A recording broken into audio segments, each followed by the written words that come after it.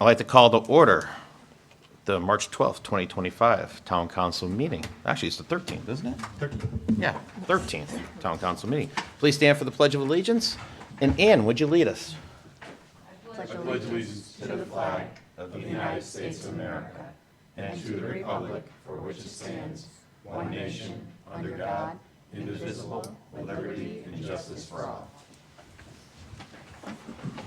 Thank you.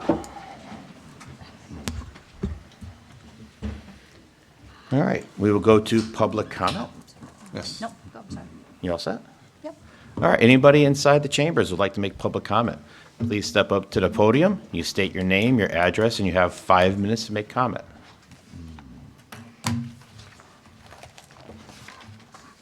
Looking once, looking twice. Anybody online, Cap? I do not see any hands raised. All right. Then we will move over to D, please. Sorry. Make a motion to consider and take action on the proposed fiscal year 2025-2026 budget. Second. Motion second. Kathy, So maybe we can go through the process for tonight? please. So typically what we do, we're going to try to run through all the department heads tonight.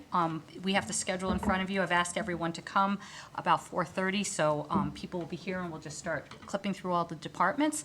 Typically what we do is we use our book here and we go through each one of the sections. I'll give a brief highlight on the sections. If anyone, we can ask questions. If anyone wants to make any changes or wants to come back to it, we make a list of that. And then we tentatively approve each one of the sections. And then if we have a list at the end, we come back to the list and we can come back to each of the sections. And then we go through it. I think tonight we will probably also go through what's on our schedule, which is all the departments. And then on what was for Saturday, we'll also try to go through debt service and non-tax revenues. Depending on how far we go, that would be the end. And then we could start talking about the overall tax and budget worksheet. All right. So we have the Registrar of Voters are here, and then I think, oh, perfect, and then the library will be next.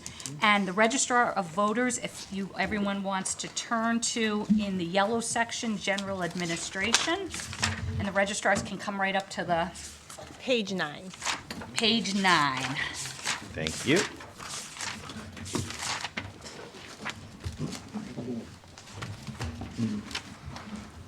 And I'll go down, and we'll go from there.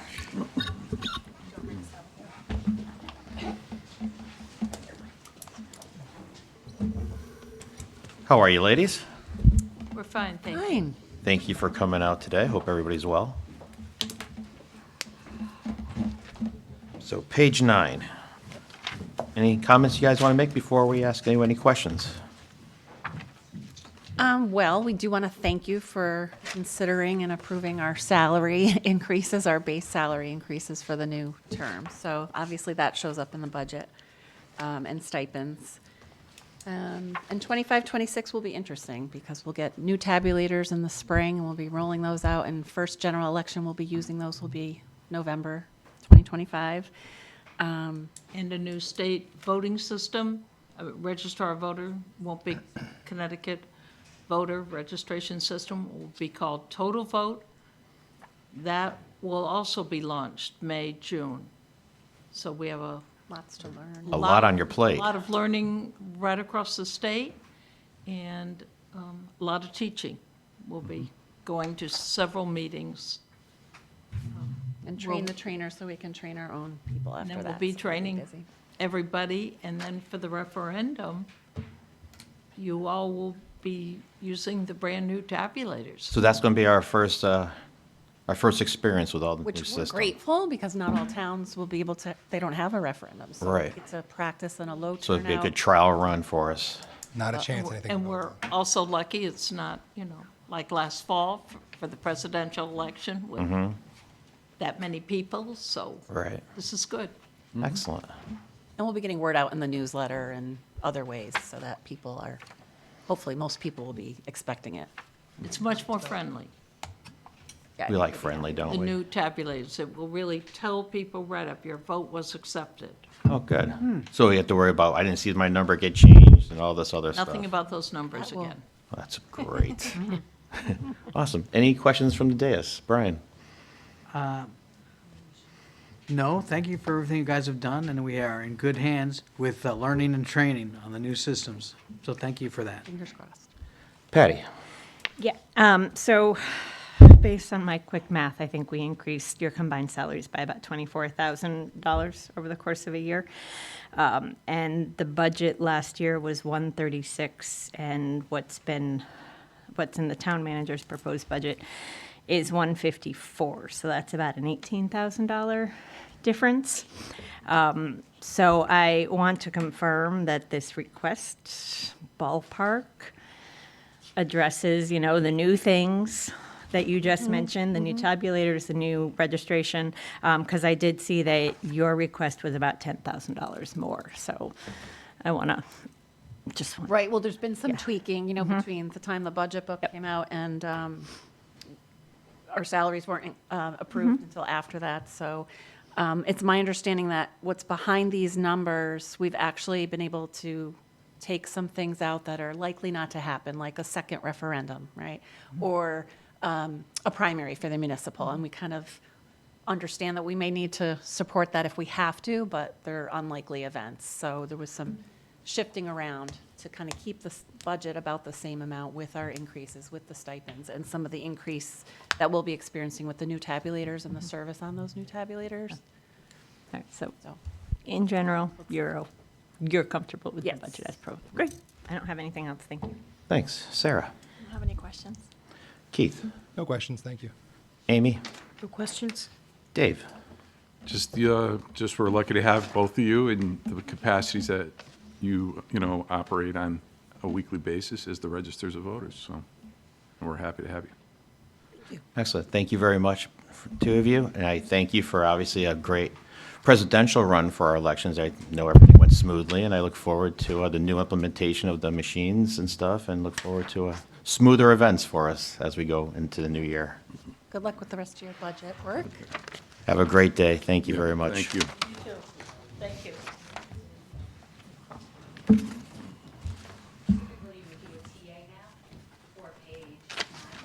All right. Make a motion for a temporary approval for page 9 of our budget book.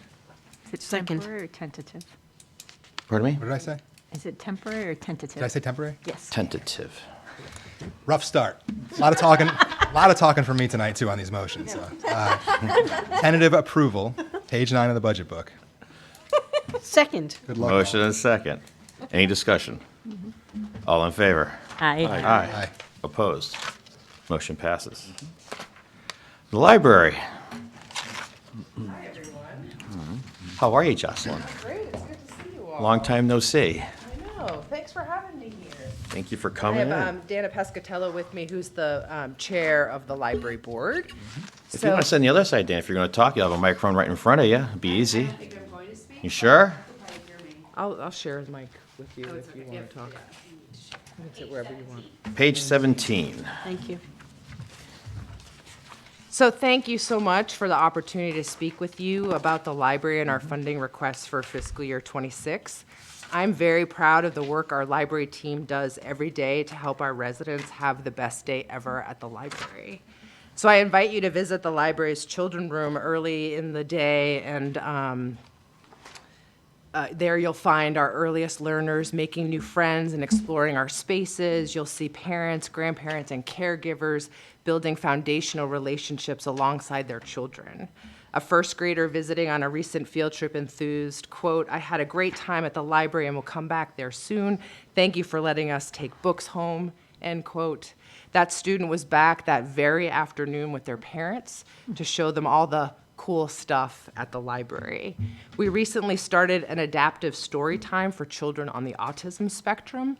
One parent had this to share, quote, "Programs like these are literally life-changing for our kiddos and for our families. Walking into that welcoming and supportive space with loving and familiar faces is so appreciated," end quote. Throughout any given day, tutors, students, adults, seniors, and small business people visit the library to learn and connect. Our rooms have been booked almost 3,000 times this year. They use our computers for personal research and professional growth. 2,800 uses so far, with over 6,000 database logins as of February. Community members browse our shelves, settle into comfortable chairs to read newspapers or a good book. We've circulated 265,473 items so far. Local creators are building and making in our makerspace, the use of which has increased over 30% from this time last year. With more than 500 adult volunteer hours logged at the library, our volunteer program provides the library with much-needed assistance while also improving the lives of our volunteers, like this person who completed their hours and said, quote, "It proved to be extremely beneficial in helping me get a positive outcome during a difficult time. Thank you so much," end quote. More than 17,000 people have attended our various free programs, from history lectures to crafting, gardening, trivia, and movie nights, to our pet adoption event, which is tonight. Maybe it will coincide with your dinner break at 6. And we have a murder mystery party happening on Friday. There's something really for everyone at the library. When the high school bell rings, controlled chaos ensues as students make their way to the teen space. In the words of one of our teens, quote, "This is my safe place. The library is the only place I can go and be myself," end quote. We provide first-time jobs for teens through our PAGE program and rely heavily on their volunteer work to help with many of our larger events. We continue to provide space for Adult Ed's ESL program, and it's an honor for us to assist these members of the community as they find their footing and develop both cultural and language skills on their journey. The libraries aren't just for folks who can travel to our physical locations. Our outreach program delivers reading material, and for some members of our community, human interaction to those who are homebound or living in one of our many facilities in town. They can't travel to us, so we go to them, spreading library joy. Our digital resources are available to anyone with a library card and an internet connection.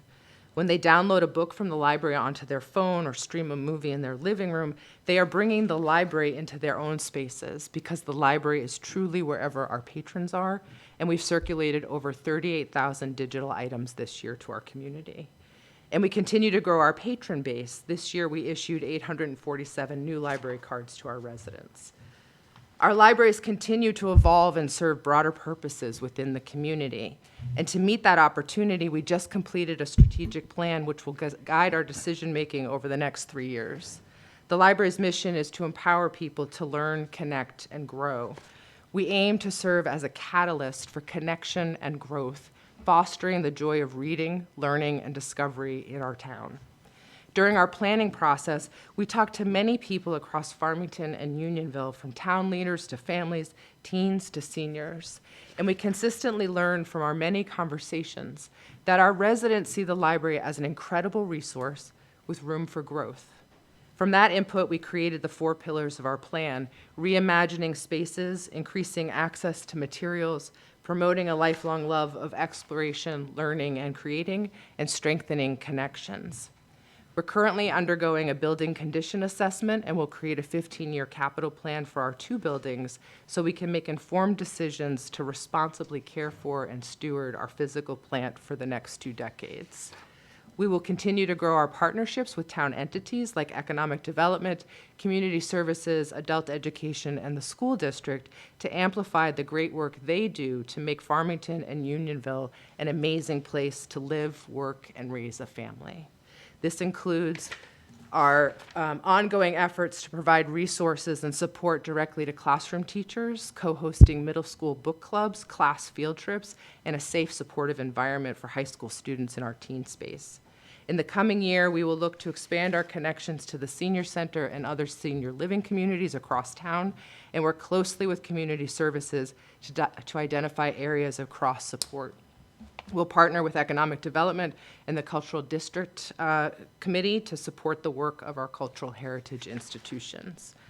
We will also continue to provide the exceptional service our town members expect from the library, including access to print and digital collections, expanding our local history offerings, and providing interesting and engaging programming that bring people out of their homes and back into our community.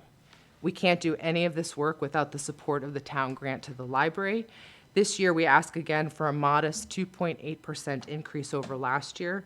This funding increase will primarily address rising costs of utilities and maintenance and continue to help us lift the wages of our team, who are responsible for providing the opportunities and resources so beloved by our town, allowing us to retain exceptional employees and ensure our library remains competitive in a tight job market. In addition to town support, we rely heavily on and are grateful for the generous donations from the Friends of the Farmington Libraries, which are community members here in town, and sustaining investments from the Farmington Village Green and Library Association. Finally, I want to invite each of you to join us on next Sunday, March 23rd, from 1 to 4 for our Maker Fair. If we get about 500 people, I think you might have received a postcard in the mail, so I think we're going to get more than 500 people. We have high and low-tech maker crafts and science skills, and there will be food trucks. And last year, like I said, we had about 500 people who attended. And then I'd also like to sort of mark your calendar for early evening on June 18th, where we will hold our summer reading kickoff that's attended by about 200 families here in town. So thank you again for your continued support of the Farmington Libraries, and I'm happy to answer any questions you might have. Thank you very much. And I just want to, again, commend you doing a great job. I love the fact that you are outside of the box, or maybe outside of the library, with your ideas of involving so many different programs and entities into the library to use and to reach so many different levels of our citizens. Thank you. Dave, any questions?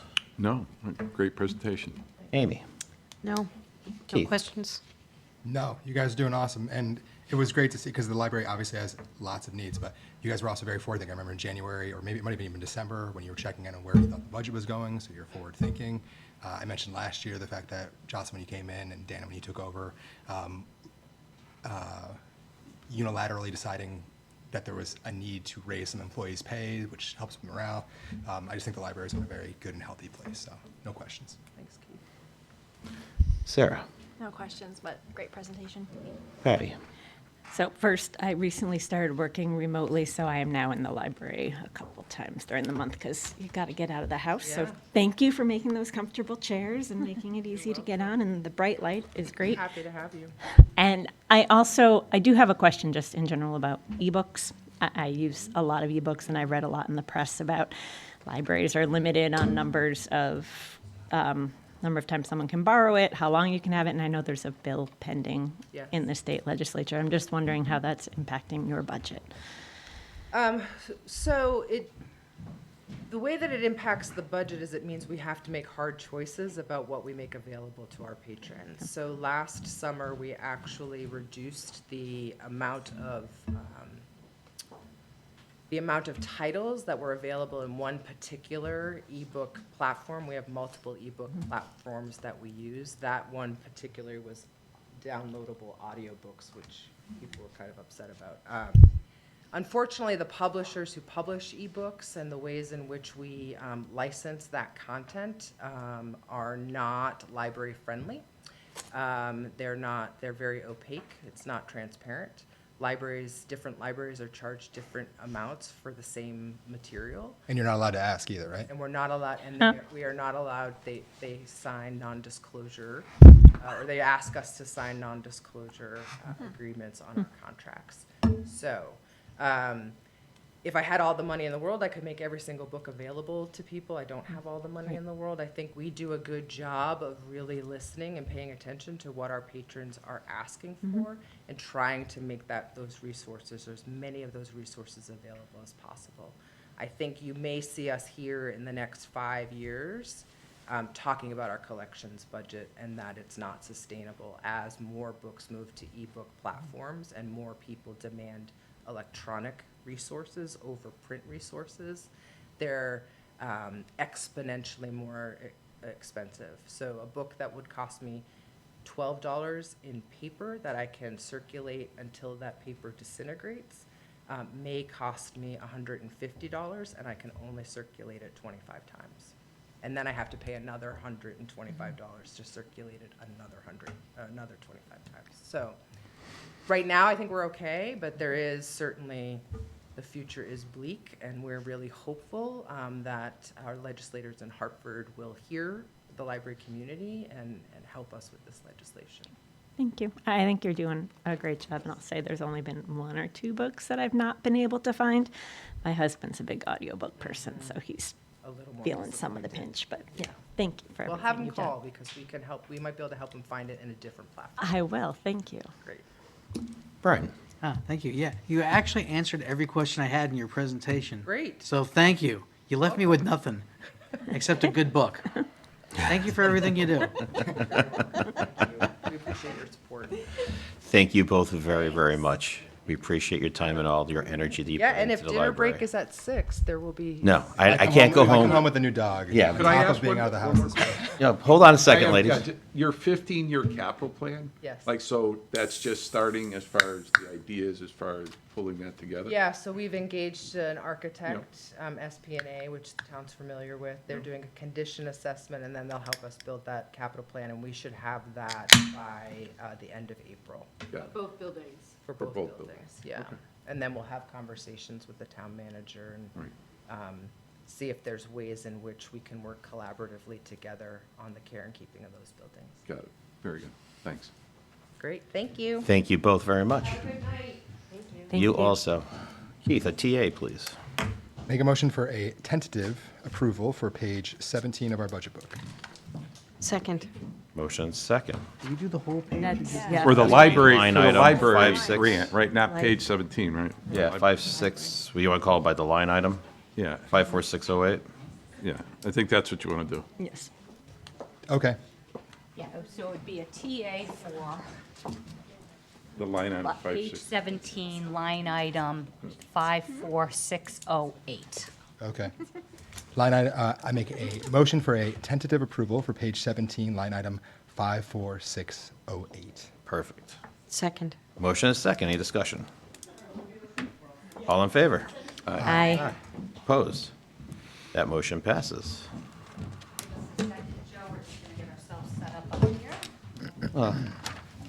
The chief can come up for a second and retrieve this piece.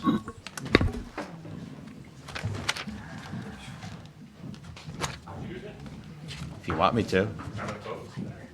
No, I don't. Thank you, chief.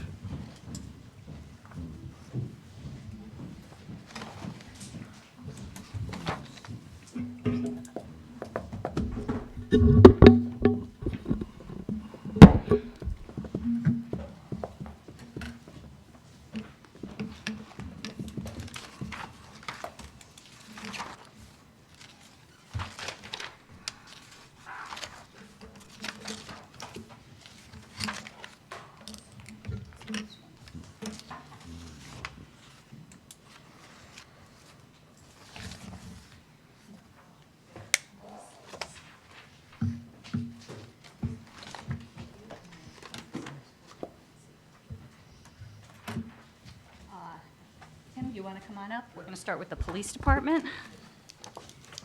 And the police department is in your books from 32 to page 40.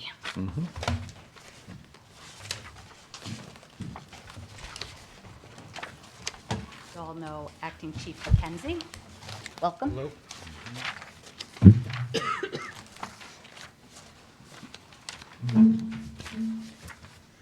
All right, All right, good to go? we are. All right, so the police department's budget is overall a decrease of 1.59%. Some areas to note, one thing that is positive is that we are able to continue with the part-time seasonal help in the police department due to grant funding. So there's no seasonal help in the operating budget.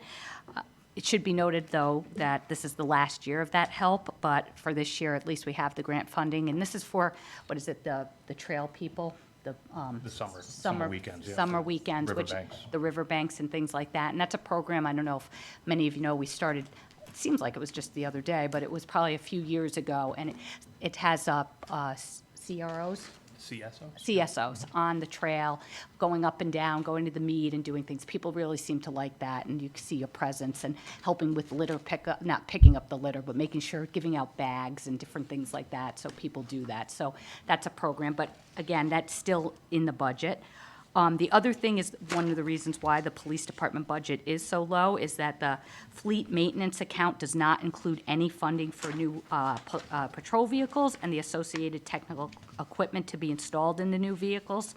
So the department's request called for the purchase of 2 marked and 2 unmarked vehicles, and the technical equipment that is associated with that. So that is one of the things that I did bring up in my message, that I think this is something that's probably, if the council could support some of the police cars, it's unusual for us not to have our replacement plan, but to make the target, that was one of the things that was taken out. The other thing should be noted, the salaries, correct? The salaries? The salaries are not included in this department budget right now. They're in the salary reserve account. That's because the police contract, it has not been negotiated yet. So it's in the personnel line item. And then they do move to the departments once the contracts are settled. So those are not reflected in the full-time payroll.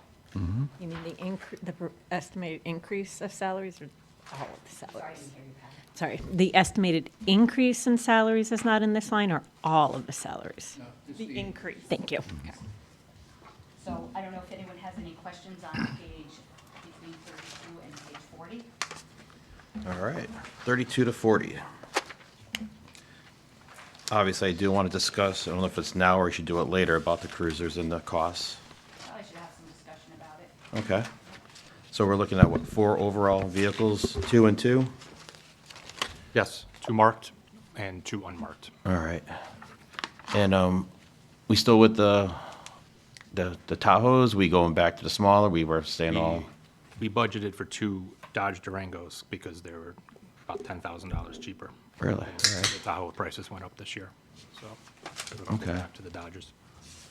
And will we replace, obviously we're replacing 2, or are we moving the 2 patrol vehicles into a different category? Are they going off to auction? So they'll rotate, obviously, you know, to our school officers, all right, and then what the highest mileage vehicles, we speak with Joe if we're going to auction them or give them to All right. another department. All right. What's the total cost again for the 4 vehicles outfitted? 1 second. Kat, do you have that? Because obviously it's 2 different prices from an unmarked to a marked. It's a 147,486 and then 50,100. 147,486. And 50,100, and that's for 4 vehicles. Okay.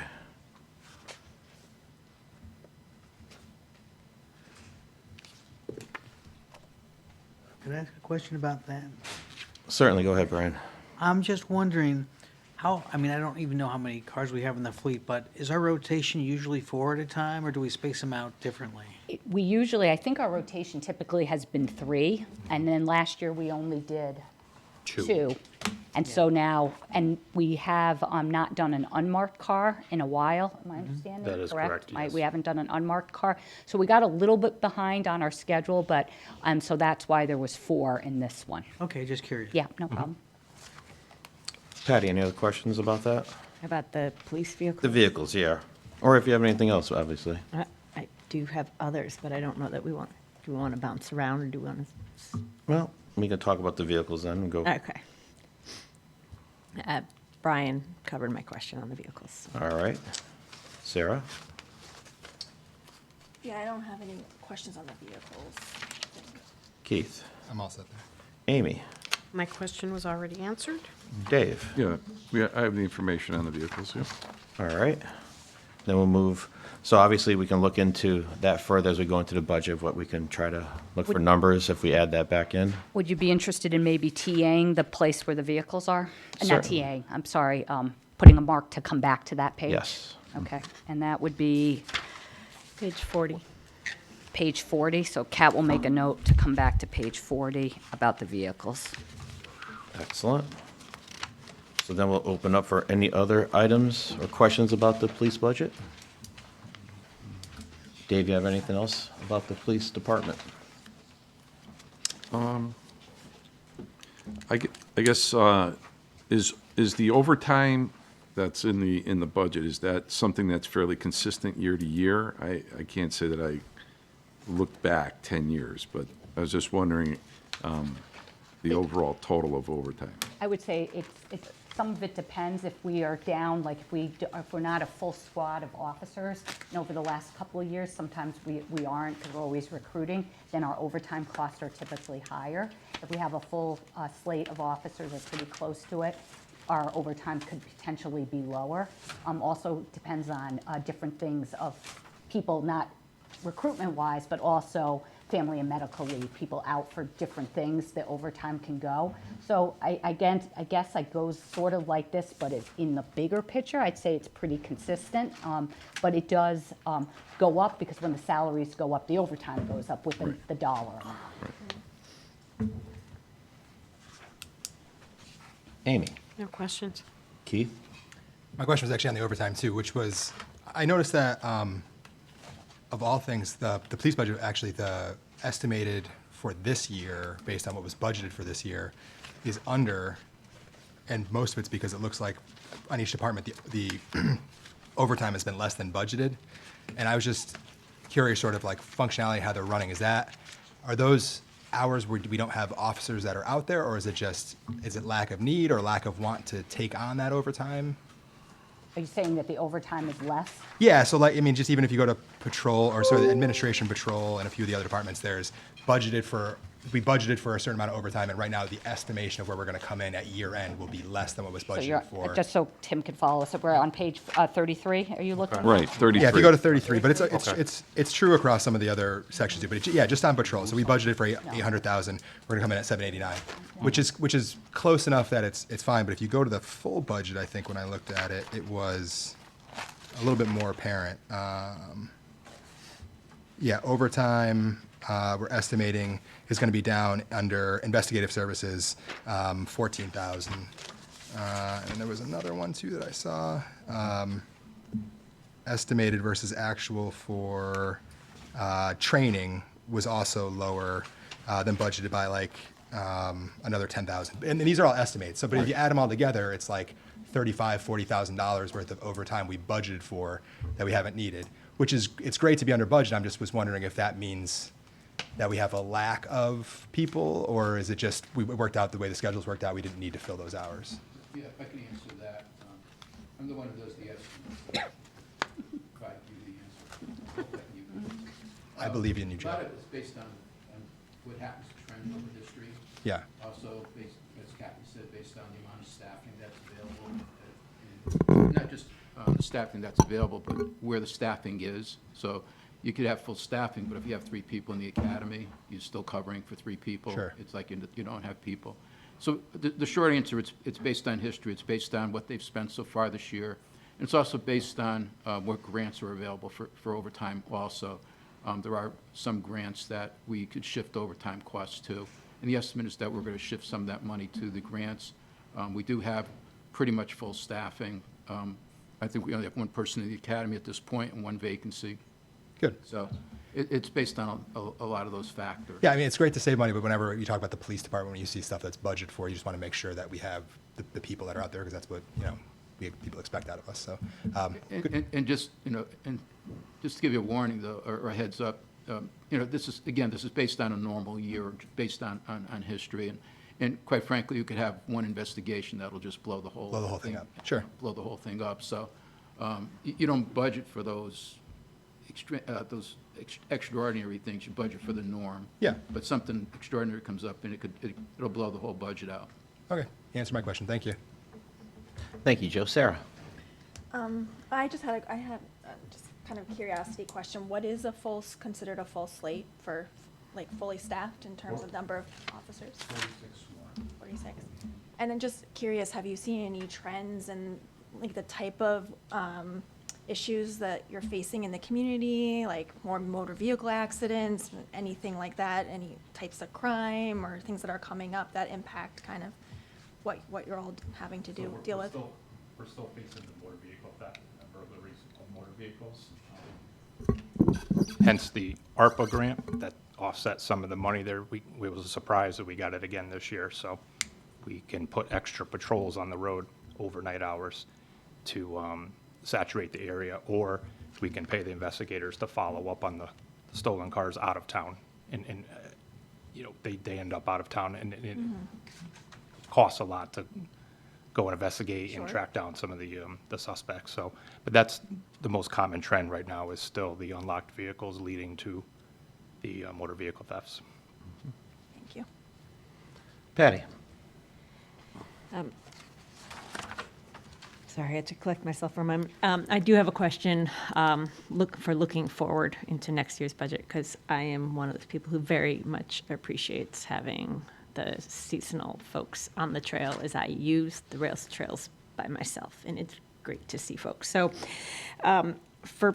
what is the estimated cost of like what Where is that what we one, might have to Catherine? add back next Oh, year? 15,000 Per person or total for? total, right? for- Yeah, total. Total for the warm months, yes. Yeah. Okay, so that's two people. And usually if they're riding in pairs, or are they riding single? Yeah, fully staffed would be four Four, on okay. each weekend day, and they would ride in pairs. That Okay. We would split them up each side of the river Okay, if we get all four on a given day.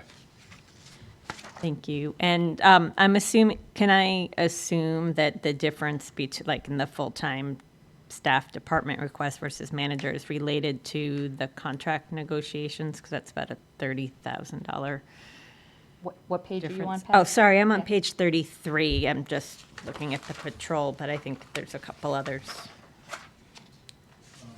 Basically, what happens here is, it has two things. The larger part of that is how we cap, a lot of employees are still on steps, but it's a young department, so it's how the steps are calculated. Some, the department calculates it slightly differently than I did, so that's part of the difference. The other part was, after they submitted their request and before we finalized the management budget, we did have a vacancy, and so everything, we have a vacancy in the higher ranks, everything filters up. So we were able to drop the salary of the lowest position down. So we just basically adjusted all the salaries going down.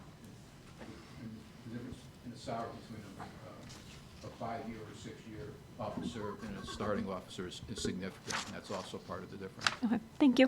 I have nothing else. Brian? Oh, thanks. Just a question, because I'm curious about accreditation on page 32. That was one of the items that was requested and seemed to drop down a bit. So I'm curious to know, it's part of the contractual services, which I know includes a lot of different things, but one of the things that was called out was accreditation fees.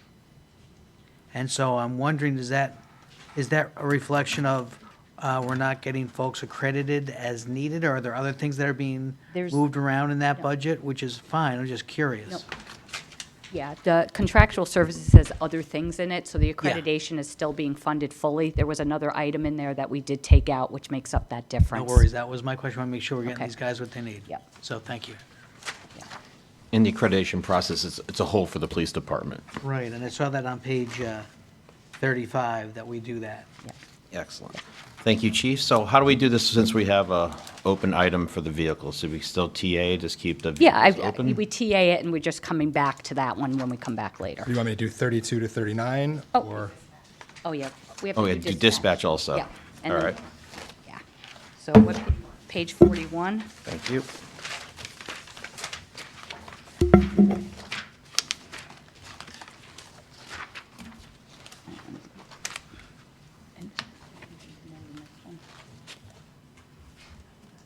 So the dispatch is on page 41. I don't think there's anything really of significant to note. You see in the narrative. It is nice to note that one dispatcher position is 100% funded through a grant, and that's because we do a regional dispatch with Burlington. Excellent. Sarah, any questions? No, no questions. Patty? The grant you mentioned, Kathy, how, is that indeterminate? Does it have a finite period? This one has been going on, and we anticipate that it will continue. The state really is pushing for more regional dispatch, and actually, we've been exploring different opportunities, one with Avon, actually, to be doing some more regional dispatching. So, and the state is really pushing, and we like the idea of being the hub, being the person. So, like I said, Burlington, we've been doing for quite some time, and we've been exploring some opportunities with Avon to see about their dispatching, if we could be a regional dispatch. And one of the things, when did we finish, Tim? Was it for the dispatch center?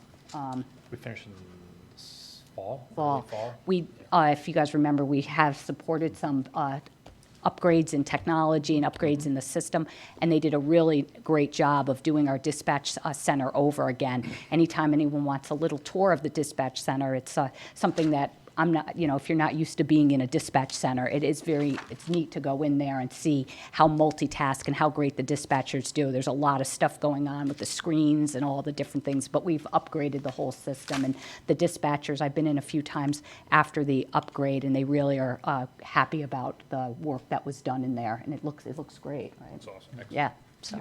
Thank you. Thanks. Brian? Awesome, yeah. No questions, thank you. That dispatch center is very cool. Yeah, it's neat. Dave, anything? On the dispatch, again, so the one dispatcher position that's 100% is basically dedicated to Burlington. Nope, Burlington pays for it. Oh, Burlington pays for it. Burlington Okay. pays for one dispatch. Okay, Yeah. okay, that's what I was wondering. Yeah. Okay. Amy? I just want to thank you for the quick response that we had personally this year and the wonderful service that we received from you guys. Thank you. Thank When does Gary get his deputy badge? you. Any day. Keith, anything? I just had a question, Kathy, on what you're accounting for versus what their request was, the $50,000 difference. In which item? Sorry, under full-time employees. You're going to see this a lot in the budget. Last year, or the current year's budget, we did not include these salary increases for ASME employees and for SEIU employees. Okay. We put that in salary reserve. So after the contracts were settled in December, they got their raises. So next year, we have to build in 2 years' worth of raises. Okay. So instead of, we got to build in this year's raise plus next year's raise. So you're going to see in a lot of cases, what I told the departments, because at the time we're putting the budgets together, we didn't know what the contract settlements would be. Yeah. So we said, leave it at the existing salary and we'll adjust it. Okay.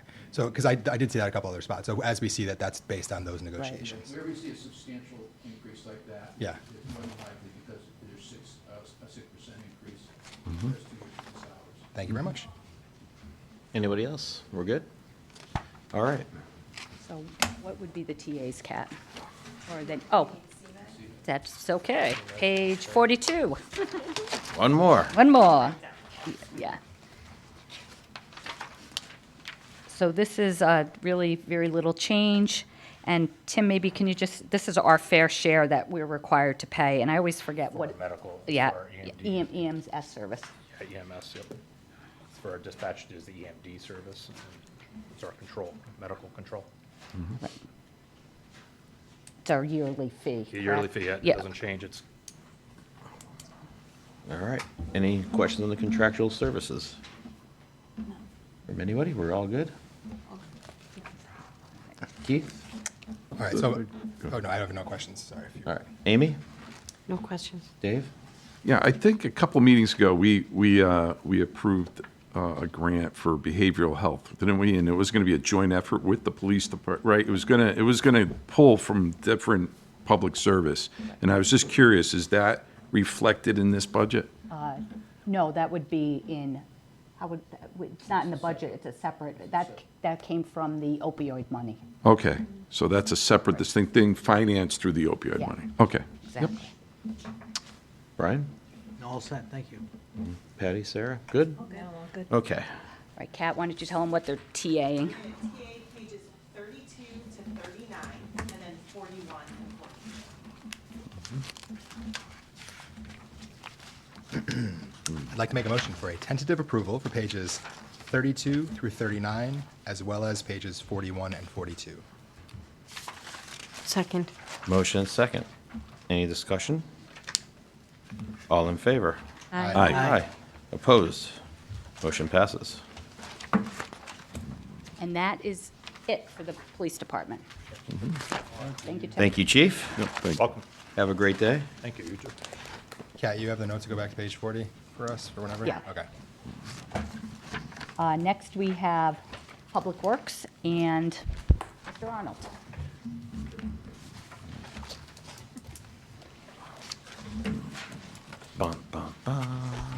What page we starting on this one? We're gonna be all over the place. Yeah. Hello, Russ. So what are we starting on? Why don't you read them? Oh, here, do you read it? Yeah. Yeah. So how do we want to start? Russ's administration is page 44, but then it goes to highway. Let's do 44 through the highway. All right, 44. What was it? Crossing through engineering. Yeah.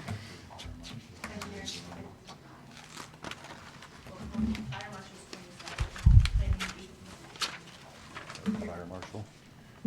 Joe, why don't you tell us? Where do you want it? Start on page 44. For now, let's start on page 44. We go to page. I promised them I wouldn't talk. 40, Four- that easy. 44 to 55 we're doing right now, And right? we've already talked, next year, we're starting at the beginning of the book, and we're going down, in order. Yeah, that would be helpful. That would be helpful. That took, 30 years for me to figure out that's a better way. Yeah, so, anyway, thanks, Russ. All right, 44. All right, so overall, Public Works account includes highway, grounds, engineering. Many of the full-time payroll accounts include 2-year salaries, which Joe had just mentioned.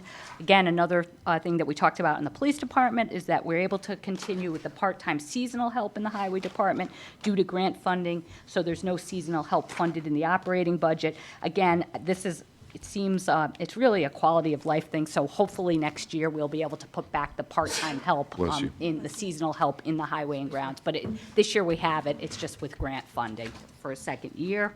The one thing that is, I think, should be noted is that we are only funding one seasonal employee at the Westwoods Golf Course. Previous budgets, I think it was probably 2 years ago, I think it was 2 years ago, we eliminated the second position, and we're still unable to bring it back in this budget. This is something where you do need the seasonal help person there, and so for that reason, we do transfer one of our highway and grounds employees over to the golf course during the peak season, which does reduce some service in the highway department end. It's a busy time of the year in general, but again, we did it last year, and we did it again this year. The proposed request for the Public Works Group of account has a 6.09% increase from the current budget. All right. Brian, do you have anything? Are we going pay or just on the total? 44 to 55. I know it's a lot.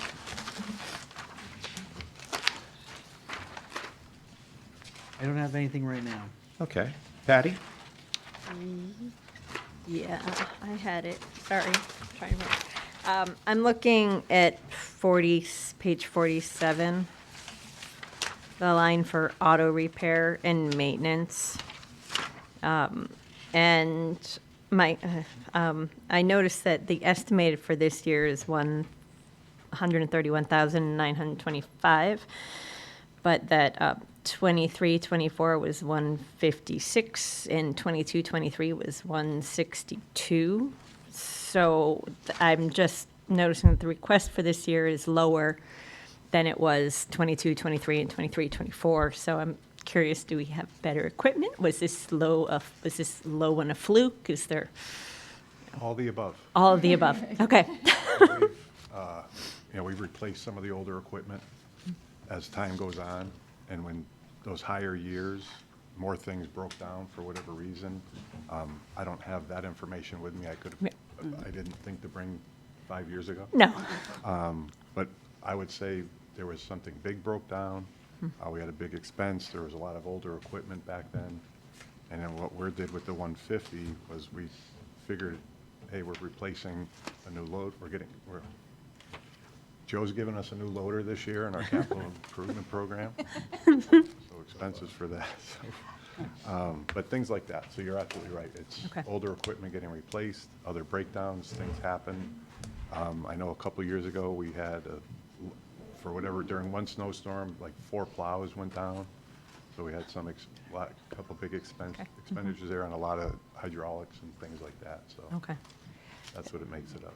Just so it's not a perfect science, but Right. what we typically try to do is we typically try to look at the 5-year average on these types of accounts, even like if it's snow removal, snow overtime, things of that nature. We try to look at 5-year expenses. We also try to look at, in particular, if there's a spike, like Russ said, is it because something broke down and things like that? If we see something consistently going up, which we potentially would, is probably because our equipment's getting older and we realize that maybe we're not budgeting as much as we should be budgeting. And then again, I mean, we're not at that point now in these accounts, and you'll see it in the fire budget, is that sometimes what we've in the past had underfunded some of these, and even though we know the 5-year average is this and this is that, we still would underfund it. And when we talk about the fire budget, you're going to see that that's what we've done in some of the fire budgets, and we tried to bump those up. In the highway and grounds, I don't think we were in that situation, but it's somewhat of a gamble if we have a big piece of equipment go or some different things. But that's kind of the logic on some of these accounts, what we do. Okay. And I had a similar question on page 52, but I'm, based on the explanation with materials and supplies, I assume it's a similar kind of analysis, rough. On the materials and supplies? Yeah. I do have just a general question. It says the contractual services includes funds to plant annuals and perennials. Do we make an effort to get native plants? Yeah. Oh, yeah, everything. And we work with the garden club, and they tell us what they want, and we buy it and supply it, so. All right. Doesn't sound like you work with them. You work for them, not work with them. Pretty much, yeah. No, but no, it's a good group, but we're getting whatever plants they want, and they have a pretty good handle on their committee with what plants we should be planting. Okay. Okay. And then on page 54, I saw that the department had a $15,000 request for equipment. It didn't make it into the town manager's budget. Is that something, a known something that needs to be repaired or replaced, or is it? This was, I think we're getting a trailer. We asked for a trailer. Okay. They have requested a gator. Oh, the to gator. replace the Cushman. They have an old Cushman they requested a gator, but we'll decide we're gonna find another way to pay for it. It's in like grants, when you say another way to pay for it. Kathy's paying for it. Make- Thank you. We'll just see how well the golf course budget does, Okay. and see what we have for surplus at the end of this year. And then, assuming we have a surplus at the end of this year, we'll incorporate some of that, move some of that money to buy the gator. Okay.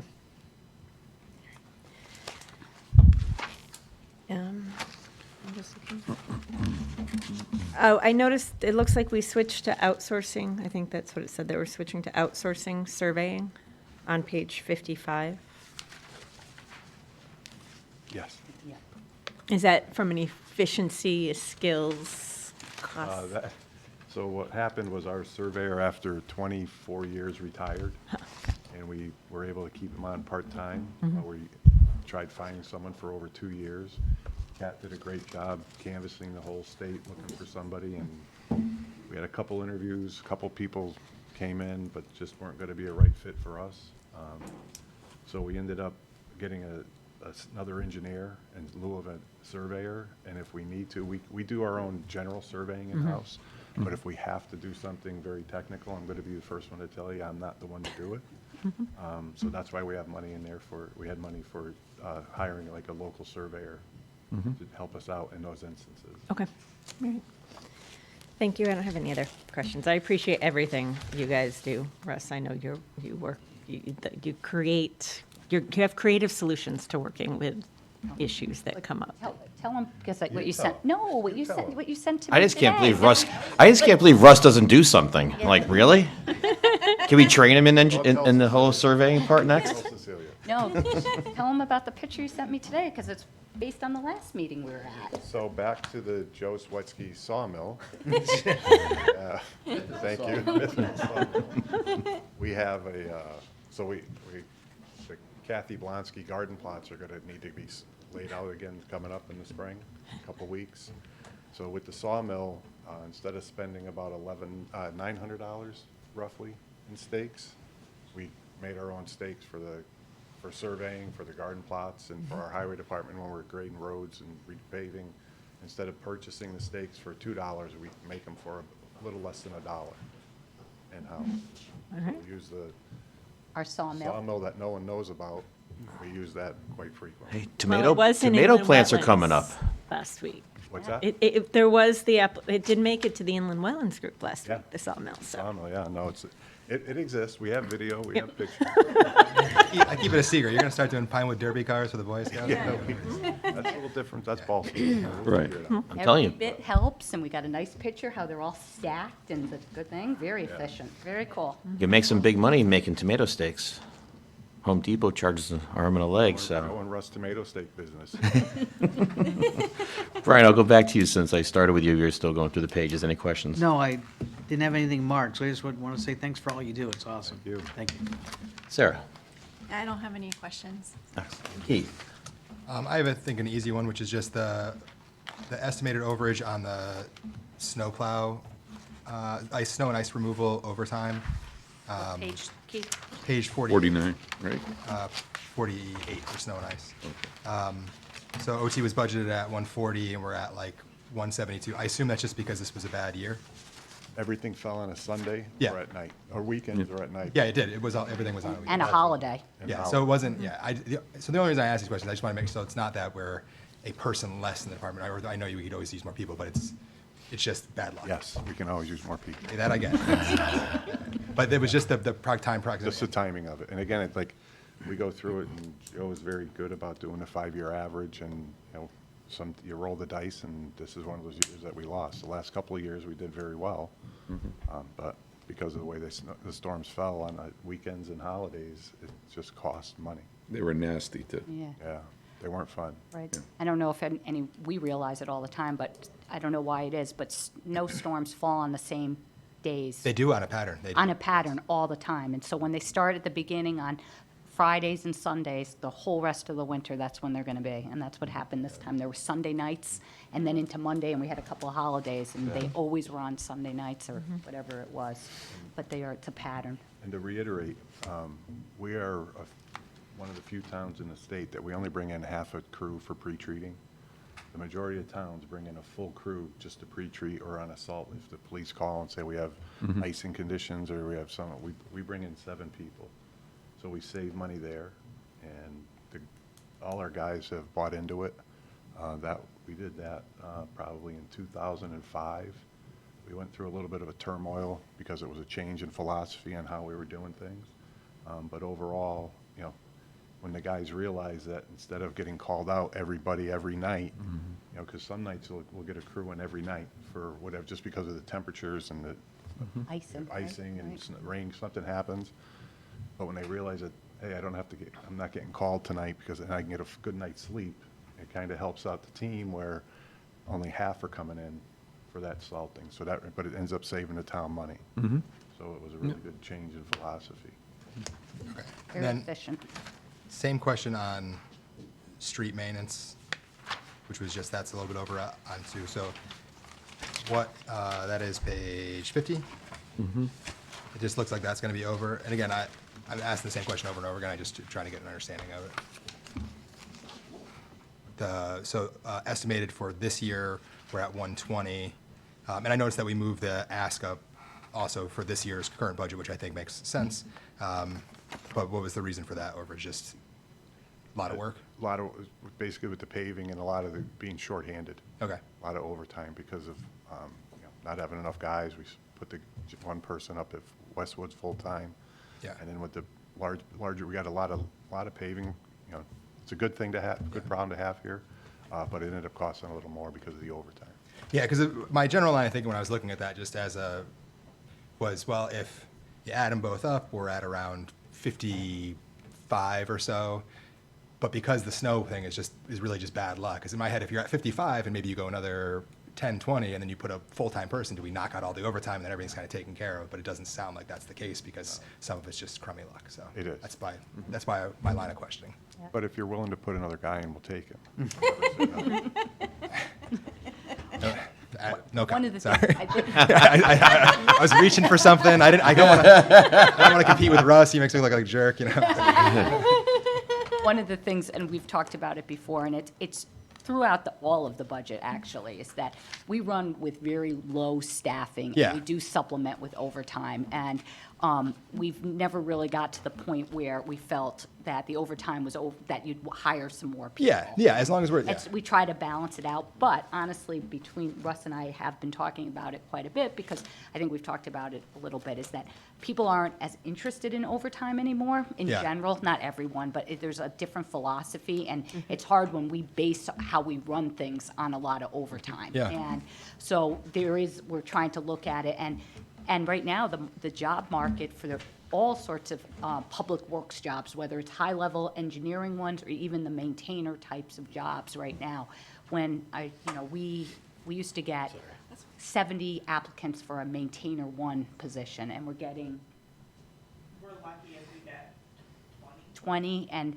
things of that nature. And so, again, we are somewhat short-staffed, and we're always trying to recruit, and then we are trying to supplement with overtime, and that's difficult when you have a work population that doesn't particularly want to do overtime. So Yeah. it's something that we're struggling with a little bit, and kind of deciding whether or not it may be time that, are we going to have to hire some more people, or is it just a phase, we're just in a moment of time? And so, anyway, just a comment. No, I appreciate that. I noticed that in my own work too about the overtime thing. People are they value their time more than in 10 years ago even. Right. Very true. Thank you. Amy? Thank you for being such a fixer. Thank you. Dave? Yeah, my line of questioning was very similar to Keith's, and obviously, it was the overtime, not so much the amount of it, but back to can you get a full-time equivalent, somewhere along the way? And I guess we had this discussion last year about recruiting, about people value their own personal time over overtime. And I'm just wondering if there is a way to strategize that a little bit where we actually, I don't know, think outside of the box again. I mean, you do a great job of that, where we could create a bandwidth of some kind of position that would be attractive enough where, it would pull somebody's interest. Because it's almost what you have to do today, right? You run like you said, Russ, is that it's, going all over the state and permitting things all over the state. This department set up a little, you have everything in a one-stop shop, which is a little, very unique compared. So I'm just wondering if there's the uniqueness aspect where we can promote it, where people would feel vested, to maybe take a shot at that. I think the biggest thing, Dave, is it's money. Yeah. And right now, there's an economy that there's not a lot of money in it, but there's a lot of work out there. Right. And it ebbs and flows. It's a cycle where kids are working construction and they're making $110,000, $115,000 a year. They're working 60, 70 hours a week, but they're making a six-figure salary. Unfortunately, we don't have that capability. Right. So that's where I think the drawback is. We do a great job with the benefit program. I think that's a non-issue. It's just overall, it's the salary itself. And to take that to the next level, just not feasible, Yeah. unfortunately. One of the things, though, we've done over time is that we really try to, if you say being unique in some different things, is that if we have people, and some of the positions, there are no promotional positions, that's just the nature of the position.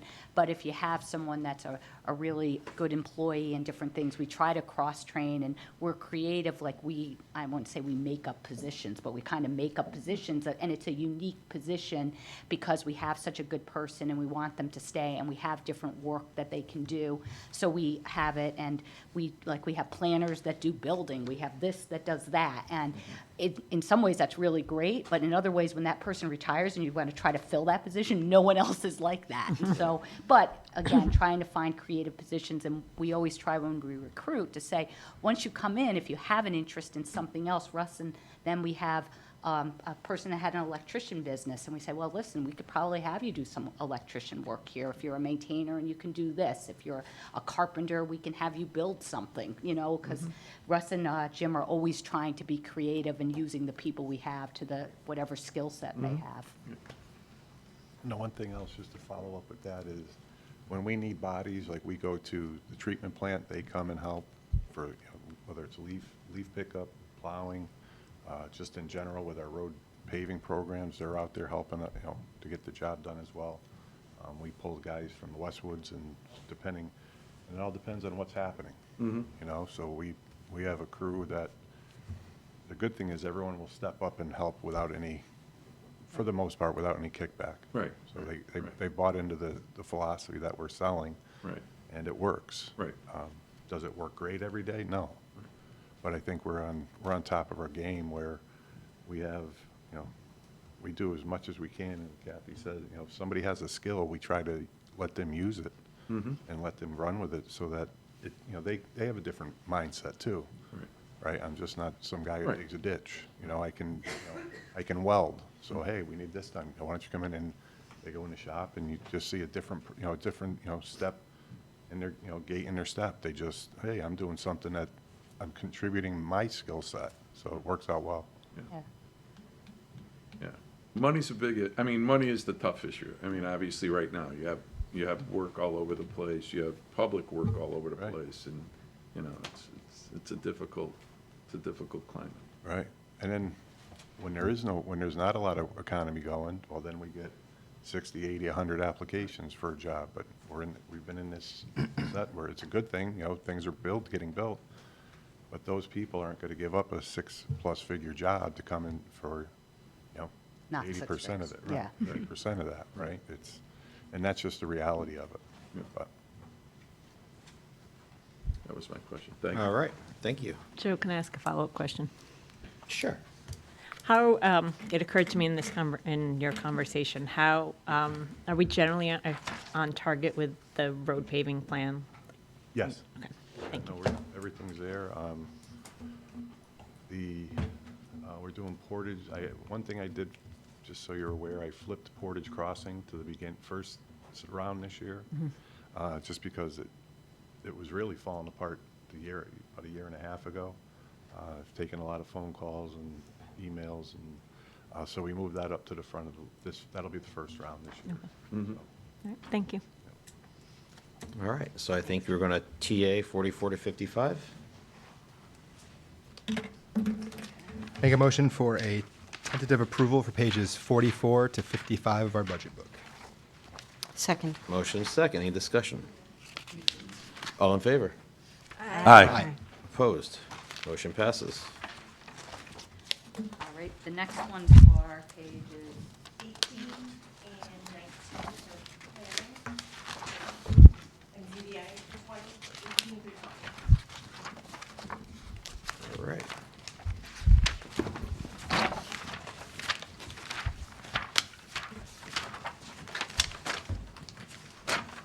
Russ, do you change outfits for this part?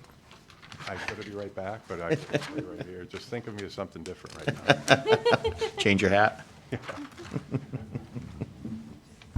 Yeah, this is, basically, these accounts are just salary changes. I would say nothing new to report on.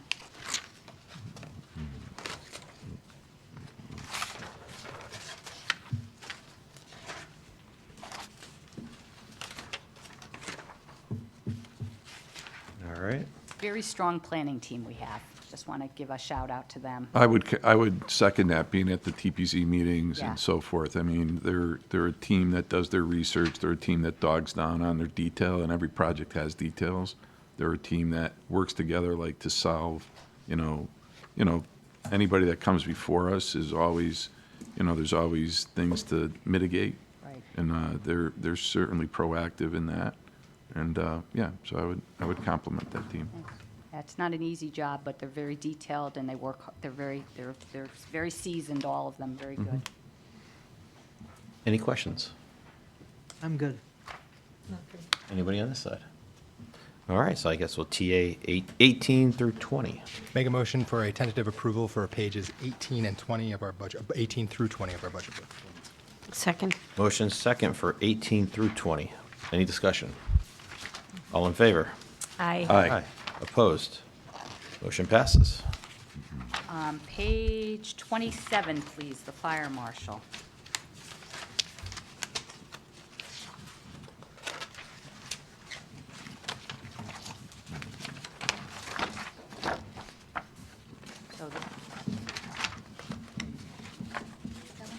So the fire marshal, the one thing I always like to point out is 55530, the hydrant charges.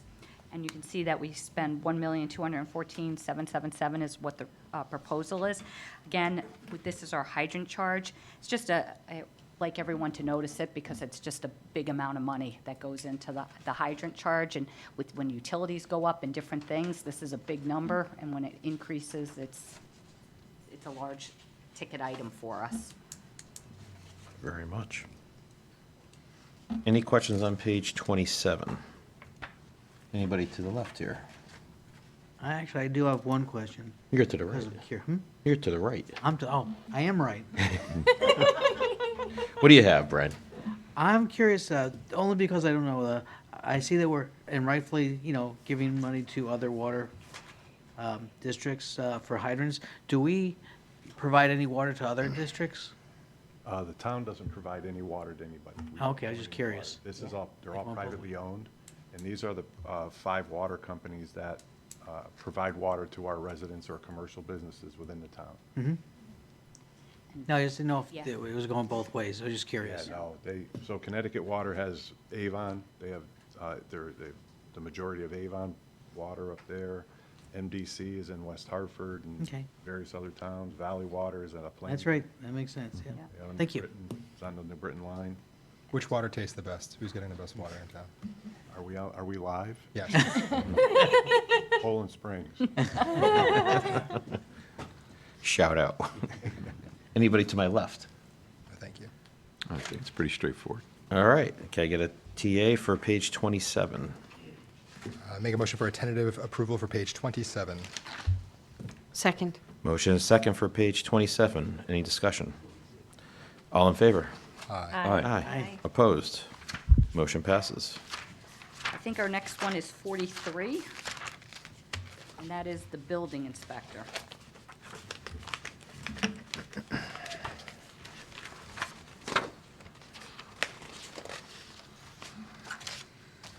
So in this account, we have, just to make note that we do have 2 years' worth of salary increases.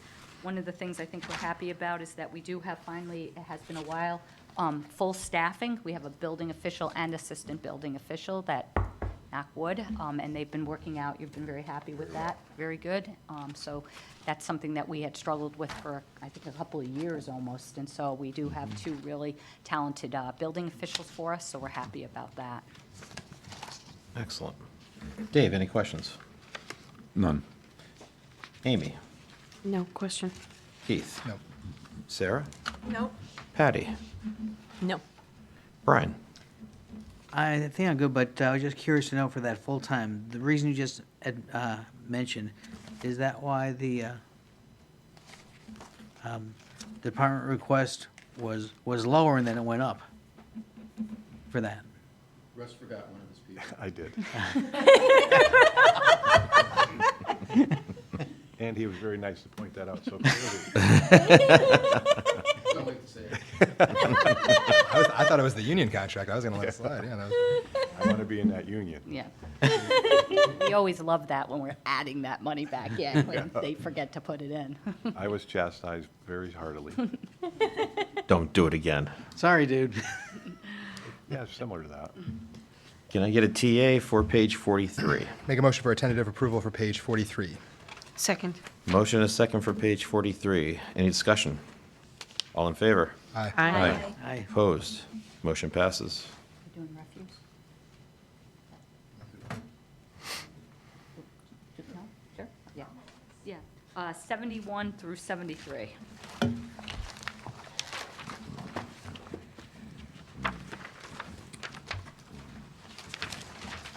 This is the brown tab in the back. Fitting. Yeah, refuse.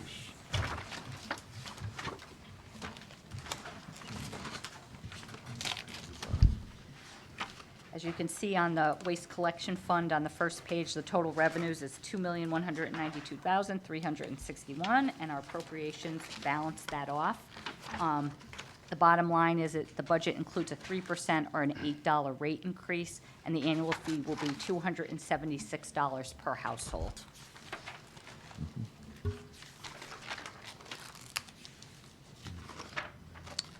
All right. Brian, any questions? I do not. Patty? Yes. Chomping at the bit, weren't you? I know. Wow. I have a question on the revenue line, the fund equity. Is that the same as our fund balance, or is that a different? Fund balance. Okay. And then for the waste hauling contract, how long is our current contract? Is the, You know, actually don't recall. The only reason why, because every so many years we extend it. I think we extended it to 26. Okay. I'll get you that information. okay, thanks. And I think we extended it to 26. when we extend it, does the tip fee change, our fees, is it a renewal with Sorry, are we talking the collection or the tipping fee? the collection, sorry. So when The that, collection, I think the collection was 26. okay, and does it change, so, We negotiate every April okay, what the fees would be per household. Okay. There's a fee for collection of waste and a fee for collection of recyclables. okay. And we negotiate that increase every April for the starting to the Okay. Thank you for intuiting my question. Sarah? I don't have any questions. Dave? No, no questions. Amy? No question. Keith? No, thank you. Can I get a TA then for 71 through 73? Make a motion for a tentative approval for pages 71 through 73. Second? Motion is second. Any discussion? All in favor? I Opposed? Motion passes. And that is it for Mr. Arnold. Russ? Thank you. Thank you, Russ. I think we have fire. Tom, come on up. Fire Tom. Fire Tom. Page 28.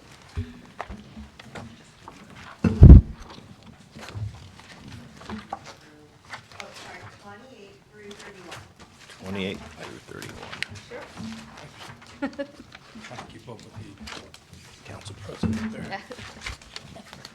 Oh, so we are 28.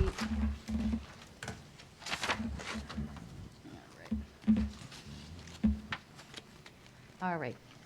So a couple of things in the fire department. So the calls for service in the fire department have increased significantly, resulting in a higher contractual payment to the volunteer fire departments. Another thing is accounts in the fire department budget have increased to reflect actual spending. So those are two items. So out of all the accounts and things like that, the fire department's overall budget has increased 6.94%, which is much higher than all the other budgets. And the reason for that is what I just stated, is that earlier about some of the underfunding of accounts, some of the issues that we have with our buildings, that maintenance items, things, things breaking down, we're paying for that. Equipment, we're trying to get a handle on some of our calls for service. Again, that's something where you look at years and different things, and it usually is pretty stable, but for whatever reason, our calls for service have been increasing quite a bit. So that's happening. Overtime, accounts, different things. So we tried to take a fresh look at the fire budget in general this year, and we tried to make some strides. I'd be honest and say probably some of the accounts are still probably a little less than they probably should be, but we're trying to, it's not like, we could have a good year. It's not like something's not in there that would be crucial. It's more about getting accounts up to, what you are actually spending. So, you'll ask, I think that in general, we've made some strides, which we needed to do. All right. Any questions, Keith? No, everything I had was explained in the prior page, so. All right. Amy? What's the increase due to for the increased fire calls? Is there anything in The particular? ambulance, right? So you're just getting an increase in calls, but I know it looks like it's costing the town money, but it's a good thing because you're getting more volunteer response. So you're getting, more of the volunteers are responding on calls. Unfortunately, the calls that are coming in are just, it's an increase in EMS calls, and there's a bigger increase in fire alarms that are being set off. I don't know why, it's just a trend. It's a nationwide trend. Every department in the country is seeing an increase in call volume. One of the things, Amy, is that we pay our volunteers for calls for service, and sometimes it's you want a bunch of volunteers to come. Yeah. But then you wind up, you're paying your volunteers, which is a good thing, but then also the calls for service too. So it's kind of a combination of both things. Do you expect that to increase with the apartments that are coming in? Yes, anytime you have a population increase, you're gonna get a call increase. It's the nature of the beast, unfortunately.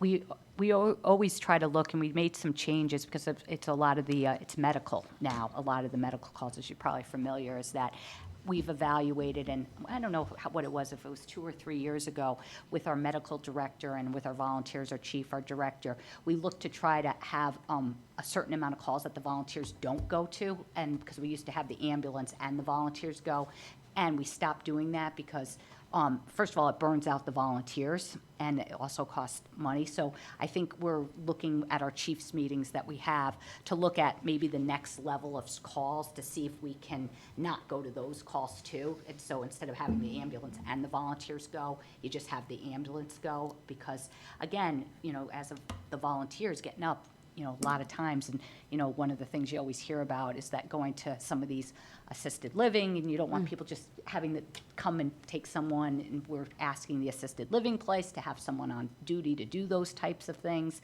So there's a bunch of things that we're still trying to look at to kind of reduce our response to some of these calls. Mm-hmm. Anything else, Amy?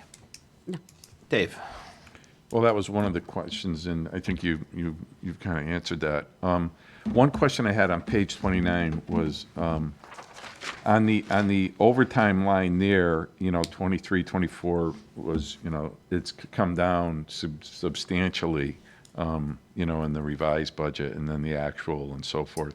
And so I was just curious, is there a reason on that line item? Yeah, that's staffing.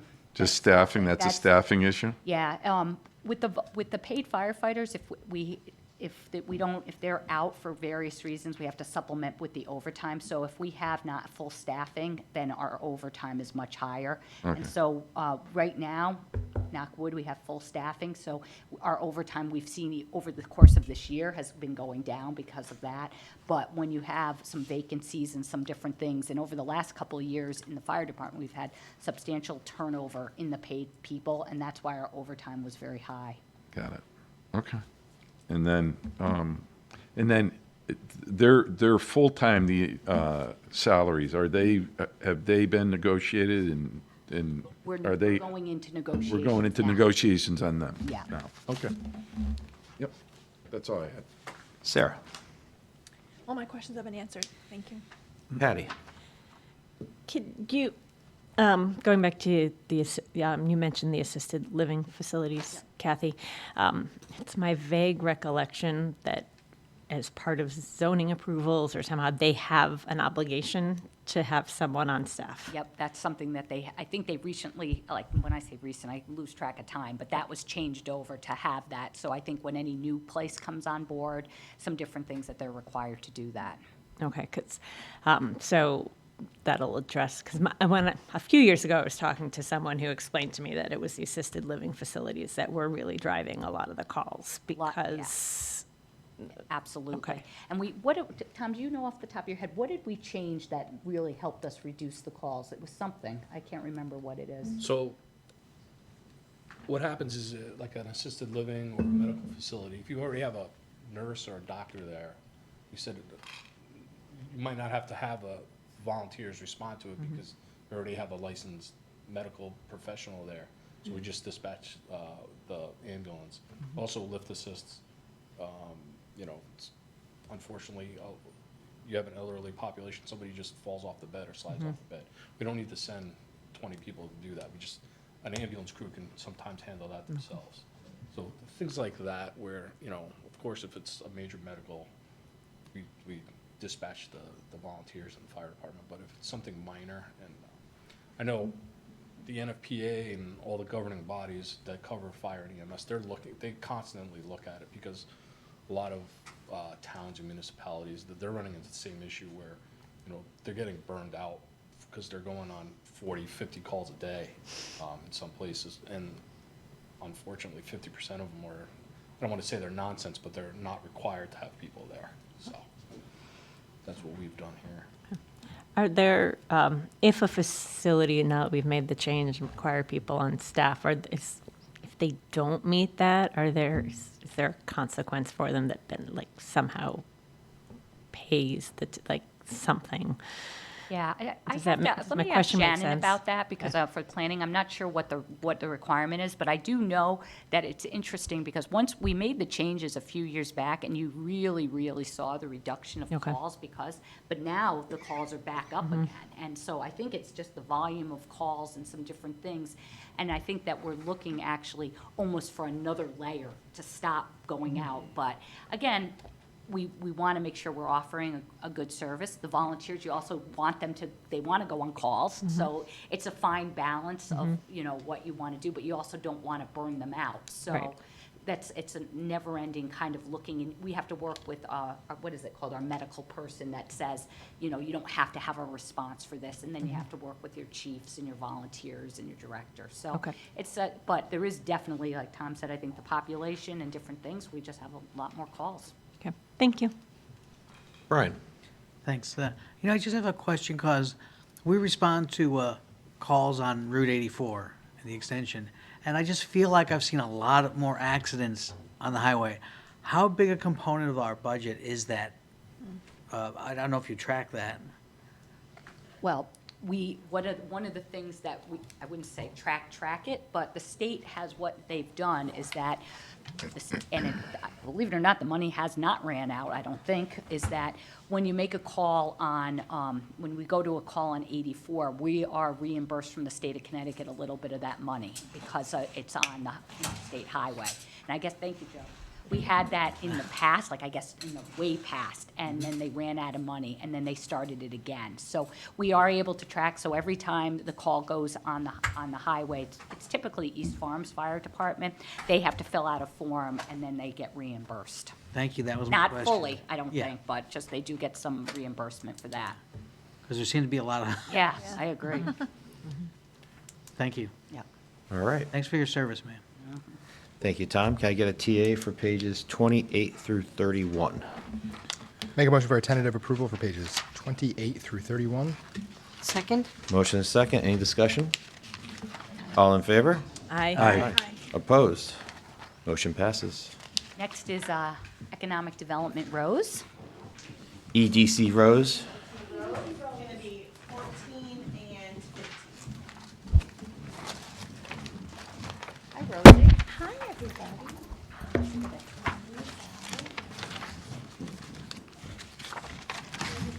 Sure.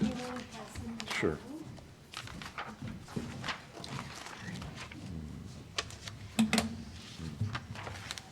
Thank you. There you go. Hi, Rose. How are you? Great, how about you guys? Well, thank you. I'm sure you have a lot to tell us. I know you've been very busy. So Rose's budget is basically flat, but I think she wants to take an opportunity. I think we'd like to hear a little bit about what's going on in the town with economic development. And just to give Rose a plug, and we just recently, I said to her and the staff, I said, we just had an event for our cultural district, and I think we talked about it. And I said to Rose, like I said, you don't ever do anything small. I mean, nothing gets small. I come in and we have these beautiful posters up, the news cameras there, the person's playing the piano, the lieutenant governor's there. I'm like, what is going on, Rose? What is this? So they do an excellent job, and Thank you. maybe just tell us a little bit about Yep. what's going on. I'll just tell you a little bit, and it feels like I was only here a few months ago, but it's been an entire year. I don't know how time is going so quickly. So as I usually like to start off, we really like to say Farmington is the economic leader in the Hartford region. But I like to make sure we look at our numbers and prove that statement. And as usual, the proof is positive again. We have 4.6 million square feet of office space, and as many of you know, throughout the country, there are towns and cities really struggling with vacancy. Our vacancy is really quite stable at 10%, while other towns in this particular region are as high as 20 and 30%. Our manufacturing sector, we have 1.9 million square feet of industrial space, and for the second year in a row, we're at 0 vacancy. So many of our manufacturers who have wanted to add on have really had to expand. We look at the town profile, and that one shows, our most recent one, that our population is growing. So we're up to 26,623. We have 3,123 active businesses, and we're employing 32,415 people. So we continue to double our population Monday through Friday because of all the employees that make Farmington their home to work here. So our medium residential sale price, we're one of the hot markets. Hartford recently, I think just last month, Realtors.com called it the #1 hot market in the country. And some of that is fueled by sales in Farmington. And our medium sale price for last month was $573,750. And compared to last February, that's a 19.5 increase, which is really speaks to the vibrancy and the value of homes here, but it also speaks to the fact that the demand is very high. And our inventory, if we compare inventory this February to last February, it's down 4.8%. So it almost really makes it hard for people who want to come and buy a home here to be able to buy one at this moment. The median household income is $118,329, and when you look statewide, that compares to statewide, the median household income is $90,213. So again, goes to our families, are doing quite well. The current unemployment rate in Farmington is 2.1%, while the state is at 2.7%. That has changed dramatically. Last year, I was looking over my notes, it was almost at 5%. So a big change there too. Of the 29 towns in our Metro Hartford region, Suffield has the lowest mill rate of 22.63, followed by East Windsor of 24.56. But we are still the third lowest mill rate, which is so important at our 25.45 level. That low mill rate, you'd be surprised how many businesses have said through the years, I'll tell them, why are you coming to Farmington? And they say the low taxes. And the same with residents. They're very, people are in tune with that cost. So it's great. Our commercial base contributes at this year's grand list 29% of the total grand list, and that really takes a big burden off our residential base, and it really, again, speaks to this vibrancy of what's happening in our economy, in our local economy. So I always look to the future. How are we going to continue to have this growth? I want to see growth in the grand list every year, but that's a little bit difficult when you look around. Almost 100% of Farmington is built out. So what do you do about that? And really the name of the game for us is going to be redevelopment. But it has to be smart redevelopment. And what does smart redevelopment means? It means that we can continue to grow, but we're not changing the character of this special community.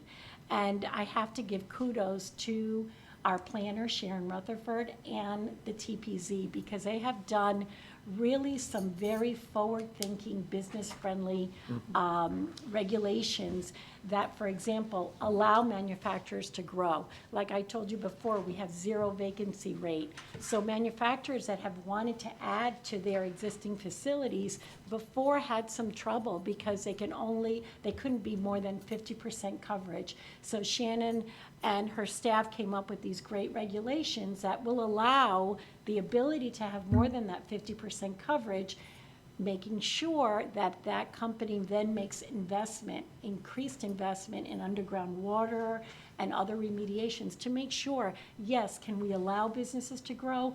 Only if it's done in a smart manner. Another great example of that was when the former Lord & Taylor became vacant. That was 100,000 square feet of retail. Many retailers around the country are closing, so of course everybody was pretty nervous about that.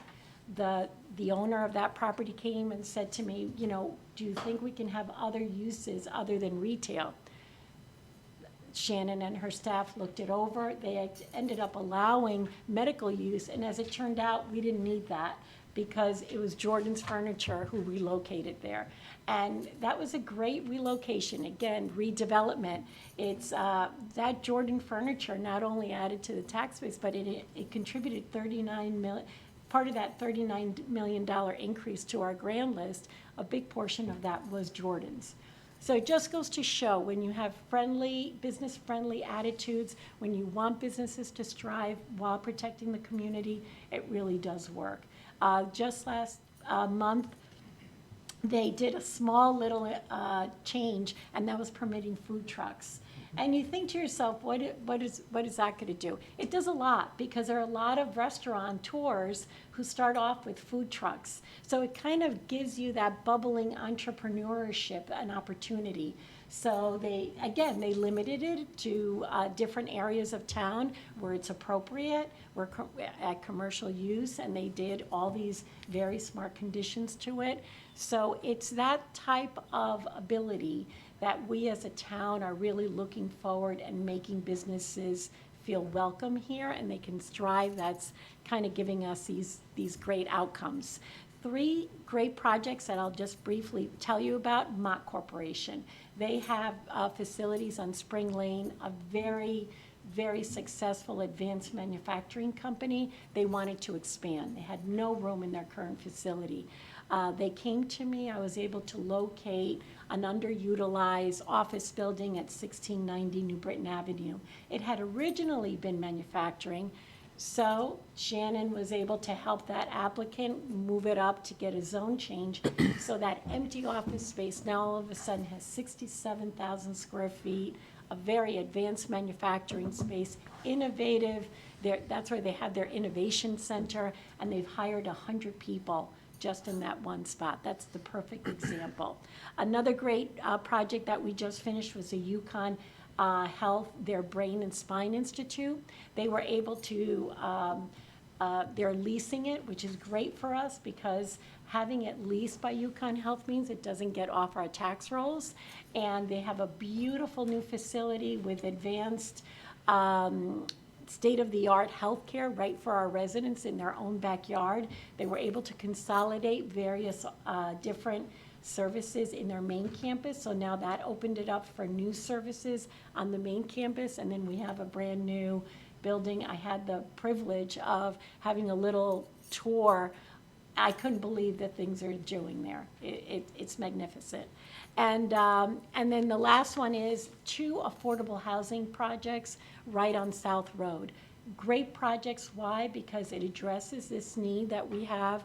We need affordable housing, especially for young people. They're coming right out of college. Employers need them, but they may not be able to afford being in Farmington in a home. This affordable housing does allow them to do that, and it's built right on South Road, which is near our largest employer, UConn Health, Jackson Labs, and many other different employers that we have, over 3,000 of them. And by having that first step housing, it really allows employers a vast opportunity to hire younger people, these young professionals that they want. And it helps even our volunteer firemen. It helps in so many other ways. So that's a great example of one of those 3 substantial projects that we had. Looking forward to 2025, it is that cultural district. That was an economic development initiative. They took the lead on it. You may ask yourself why.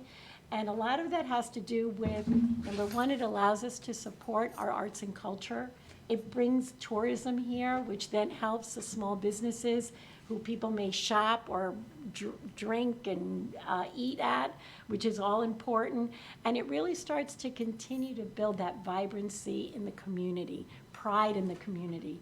Thank you, Kathy, for mentioning that event. I myself, the state, that was a state kind of driven event because they were giving us this designation. So they picked Friday at 10:30. I thought, oh my God, nobody's gonna wanna come. Everybody's working, nobody's gonna come. We had close to 80 people that day. I was shocked. Really proving that, yes, this is something this community is interested in. So we're looking at 2025 to continue to do more things with that group. In your folders, you'll notice those are brand new folders. The Economic Development Commission did marketing materials back in 2018. Our stats have changed so much that they needed to be upgraded, so we did it in-house to save some money.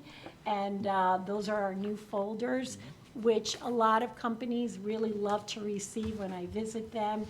Real estate agents use them to attract new people into town, and that's all been updated. And in that folder, you'll also see an artistic rendering of a local artist that the Cultural District selected. And she's born and raised here in Farmington and is now raising her children. She's an art teacher at Bristol Schools, and she hand drew all those things that you'll see in the map, and those will be given out to people that come to Cultural District events to further promote tourism. We've had some great redevelopment examples. That's the theme of my talk today. Sally Apiza's opened up in the former Lord & Taylor and Jordan store, curated a unique little gift shop, opened in the former Design Gallery Forum. Elite Fitness went into the Valley Fitness place. Golden Mango went into the Galleria Restaurant. Farmington Valley Cigar will be opening in the Trunk Show. And Holistic Health, which is a woman-owned health clinic in town, she expanded and she moved into a greater space that had been left empty by Arrow Pharmacy. So again, redevelopment, thinking of, okay, if somebody leaves, the market is alive, so what else can go in its place? There's always an opportunity for that. Looking into next year, in the spring, Trump will be finishing up their Smart Factory. It's the most efficient factories of the future. They only have 2. One of them is in Chicago. The other one will be here in Farmington. That's going to be opening up in the spring. The Olmsted, a brand new, beautiful community, will be on Batterson Park Road, right next to Camp Current. That's going to be, a great thing. And then Maple Tree Nursery, many of you on Route 4. It's Ben Dunning's place. We can't wait. I'm a flower person, so I can't wait to shop there. That's going to be opening up soon. And then many other smaller, the Marriott has finished, and Stadium 15, and you read my newsletters. So what I want to leave you with is that this place is bustling, it's vibrant, and so we hope to continue to make that happen next year. Thank you, Rose. I can't say enough about what you do for the town. It's amazing, not only are you known throughout the state, but within your own community too in Farmington, where you touch just about every business. So thank you for doing all that you do. Oh, it's my pleasure. It's a lot of fun. Brian, any questions? Yeah, actually I do. Thanks, Rose, for everything you do. It's awesome that we hear all this great stuff. I am curious to know if you have any idea what the impact of our school system is on making Farmington so desirable. I mean, there are so many factors. Where does that factor into it? Well, I like to do a lot of research, like why Farmington, why do people pick Farmington? And school really is one of the top choices. If you look at niche.com, it's where when people are choosing a place to relocate, and that's one of their criteria. So it is, best practice in economic development. If you have a good school system, you will attract not only businesses, but engage residents. And so I think it's a big factor. I know it was all the buzz, you know, whenever I went to any different event, everybody's like, oh, your high school, I heard it's one of the most beautiful, you know, in the state. So I think people talk about that, and I think school choice is very important whenever, for a business and residents both. I have other questions, but I'll see if anyone else wants to ask. Go ahead. I'm just curious about two developments that kind of started and stopped. I want Yes. to know if there's any movement on those, the Lomans Plaza and on the Big Bird Bridge. Yes, so Parcel. the Lomans Plaza is owned by two different development groups. It's a 50-50 split. The best way I can describe what happened there, they're having irreconcilable differences, so they're in divorce court. And until such time that they can figure out which one is gonna buy the other one out, it's a very, very valuable piece of property. The location, it is over 9 acres, and I just, you know, have faith that because of its value, someone is gonna have to blink and make it happen. But that's where that one stands right now. The midpoint by the Big Bird Bridge, I will tell you, it was my favorite project. Bill Warner and I started that, and I really am just so sad that it stalled. And it basically has stalled because of the death of both owners. And one was an untimely death, and the other one was through sickness. And because of that, we have a brand-new owner for the midpoint section, but the other owner, which is for the housing, that's in probate court. So that has not been resolved. The difficulty that's going to happen with that project is that it's almost like an arranged marriage. When that project came before planning, it was considered by all of us really one project, because the housing would give the density that would then feed the economic development that would go into the midpoint. And so there's so many cross easements and, you know, things that, because they ended up being equal partners, that each one was going to be doing things for the other. And now we have one brand-new partner that this was not his plan, they purchased it, and then we have the other partner that, to be determined, who is that going to be? So that has really paused. I will say the people who have purchased Midpoint are doing things and are trying to do certain things. Nothing has really come to the surface yet. It's not exactly, they're not pausing it. They have made a big investment and they need to develop it. So that's going to be first now, rather than the housing being first. It was usually, we thought it would be the other way around. That had been the plan, but that's where that sits. I have no doubt you'll help make that happen. We'll hope. Thank you. Yeah. Patty? First, Rose, I think you do an amazing job, and I look forward to this presentation every year because it gives me the thank rundown you. on everything that's happening. And I know we've had offline talks about everything, and I'm always excited to see what Farmington's doing. And I very much appreciate your comment about responsible development, because the businesses support the tax base, but people don't want to live with businesses. So I think you do an excellent job. The only question I have about the budget is on page 15, the Metro Hartford. Yes. What I noticed, it's not in the budget. What benefits did we have from it? Why aren't we moving forward? Like, what's the? Well, that was a hard decision that we made, you know, with the Economic Development Commission. The Metro Hartford Alliance had been, for a very long time, the Regional Economic Development Agency. And they did a lot of out-of-state attraction and retention, and they really offered economic development services for the whole Hartford region. And so it was always important for Farmington to be part of that, especially since we want to be the leaders in the Hartford region. Then when COVID hit, you can imagine things changed rapidly, and a lot of what their focus seemed to go was from doing regional economic development efforts to really focusing in on Hartford and also being like the Hartford Chamber of Commerce, which there is benefit to Farmington. When Hartford does well, we also do well. But it became to the point that the organization itself really started to change. And we started asking ourselves, what are we getting from this money that we pay in every year? It was starting to stray more and more and more away from economic development. And we were realizing that we weren't really getting any bang, forget about bang for your buck, we weren't getting really much of anything. And so we did invite the executive director to come to our Economic Development Commission and kind of address this. We had invited him the year before and he came.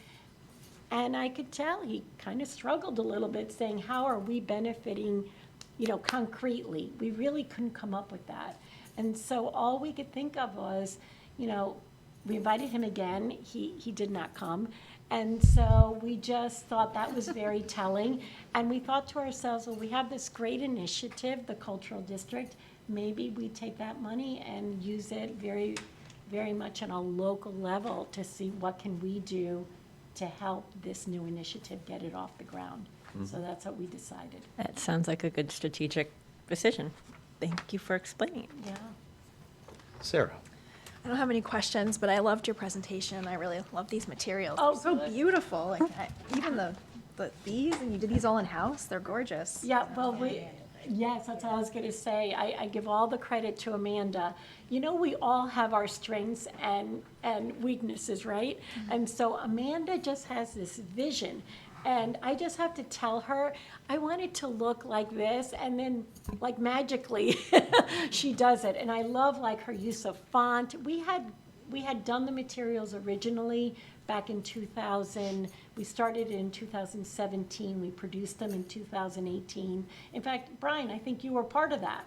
And Yep, good times. It was awesome. The Economic Development Commissioners took the photos, many of them themselves. It was they rolled up their sleeves and they did it. And it was time to update those materials. And Amanda just took it and, I supplied a lot of the data. She looked for it also.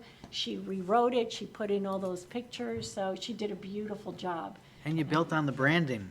Yeah, we Nice kind of job. kept on the branding, we kept the colors because, we didn't want to throw away all that great work we had done. They just needed to be freshened up a bit. It looks beautiful. Thank you, I'm going to tell her. It was all her. Yeah. Keith? I'll just say anecdotally, like with the housing market, it's amazing how much interest there still is in Farmington. And even on my street, a house went on the market within a day.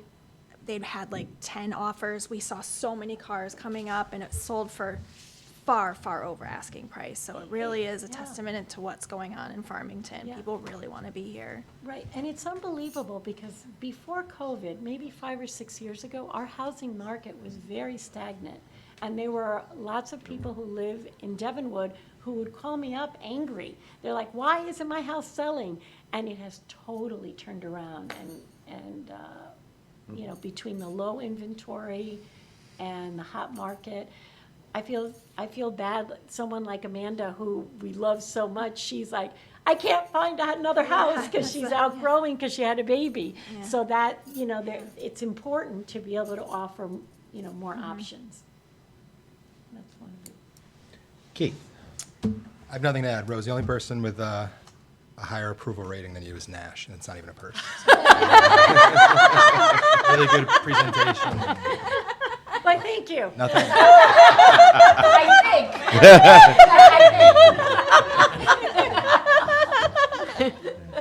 That was a compliment. Yeah, it was meant to be a compliment, I swear. I love Nash. Yeah. So I think. See, even amongst you. Yeah, I love Nash.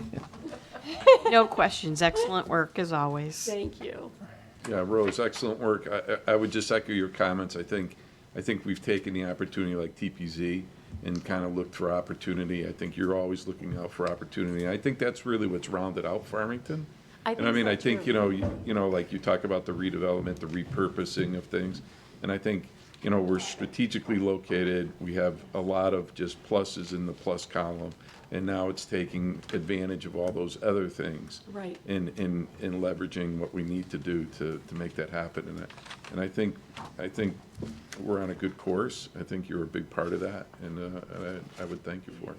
Oh, my pleasure. It's a big partnership. You know, economic development cannot succeed alone, and planning can't. It really has to be a partnership, and we all get along really well. And I think it's a good relationship. So we have a lot of fun, and we make things happen. Right. Excellent. And a little shout out to Sarah May.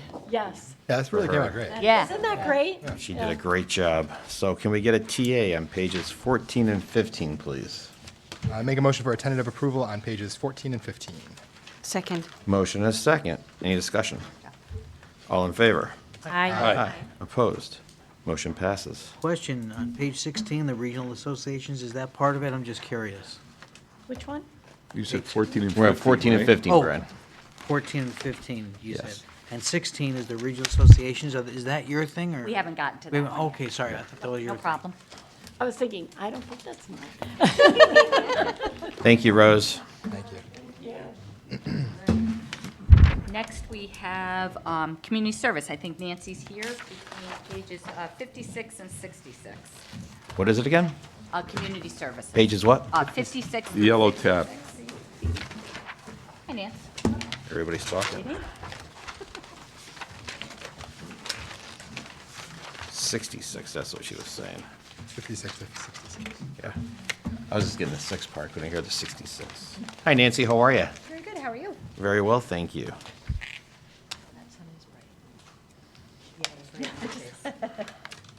So this group of accounts includes community service, housing, as well as recreation services, a new account for the administration of recreation services. This budget includes full-year funding for a recreation director in accordance with the town's strategic plan. Last year, this position was only funded for half a year. The total request for community recreation services is a decrease of 15.93% from the current budget. I don't know if you have any specific questions. Stand by.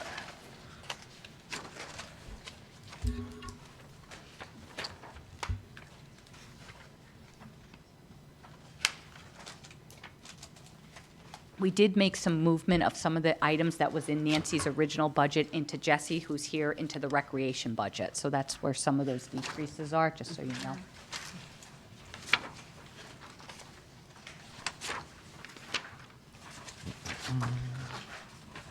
All right, we'll open it up. Sarah, anything? I don't have any questions. I know it's a lot of pages to cover. We can always come back if you find something. Patty, you have anything off the top? I do. I think some of my questions are going to be addressed by what Kathy just said, moving from community services to recreation, but I want to confirm. So page 56, the full-time, the department request was 221, and what we have is 177. So that's like about a $45,000 difference. Just, is that a transfer or? And what page was that, Pat? Sorry, I'm 56? Joe? Yeah, Joe, do you have that? Yeah, you notice the department did not request a part-timer. They requested that a part-timer be moved to full-time, Okay, and we put it back to part-time. okay. And then- that's in the community service section, not recreation.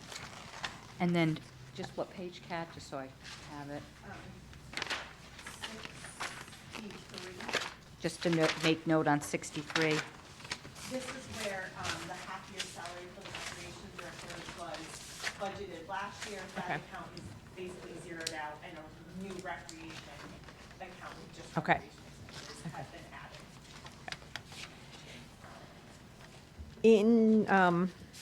In general, because I think, Nancy, you and I have had just conversations about staffing in general. Do you feel like this budget is like providing for the staffing needs? Or are there things that we need to be considering moving forward that, in terms of community services and additional staffing needs or additional people or? I mean, we continue to grow and needs continue to grow in population, so it's something we're going to want to keep our eye on for the next couple of years. Okay. I think, I mean, to be fair, Nancy and I talked about it a little bit. I mean, it's a tight budget, and it would be something if we were, you have to kind of draw a line somewhere. And, Nancy, the needs are there. And Nancy and her staff do a great job of trying to do the best with what they have, but, there's some pressure points definitely in the social service department and things like that, but we try to do our best, but like Nancy said, it is probably something that, if it was a little bit less of a tight budget year, that we would probably be looking to make some increases maybe in some staffing and some different things for her, maybe in a part-time capacity or something like that, but I think it should be noted that, if you ask Nancy if I wasn't sitting here, she'd probably have something else to say, so I'm trying to circumvent that.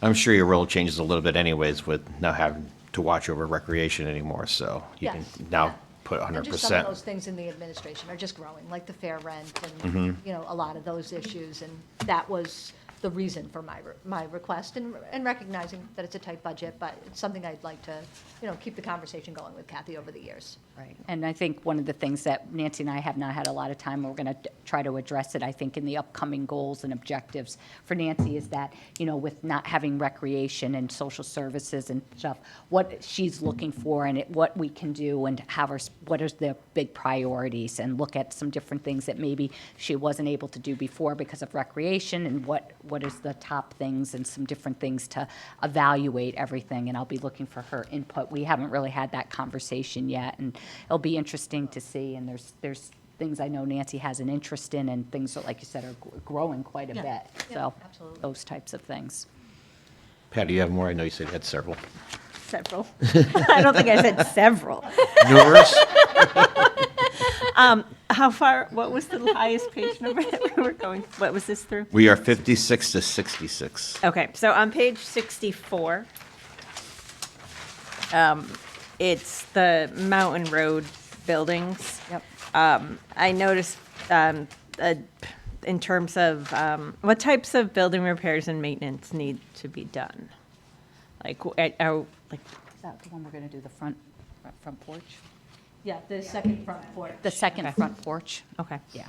But in general, so is this repair and maintenance to keep up, I assume we're meeting code?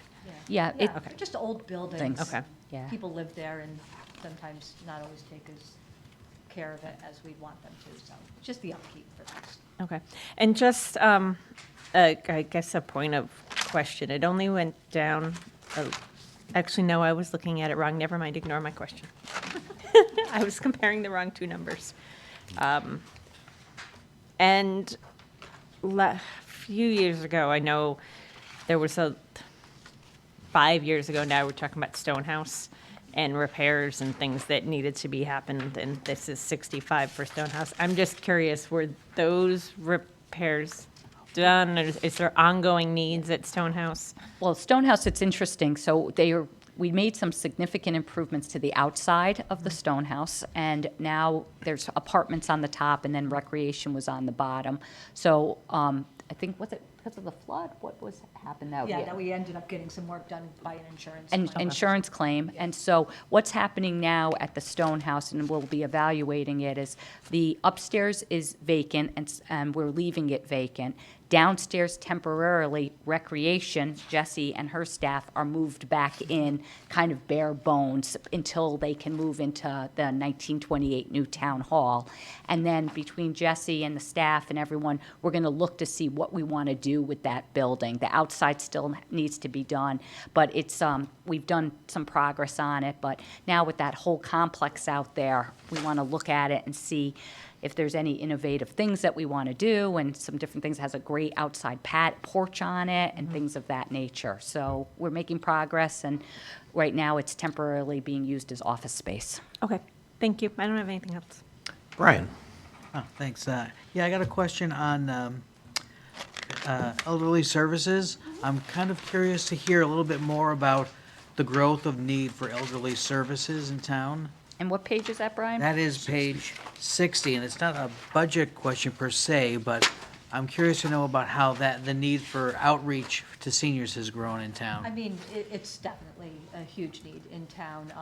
Not just seniors, but folks that are disabled or, just need some extra help. And it's a balance. The senior center is one of the only places in town that does a 45-year age span.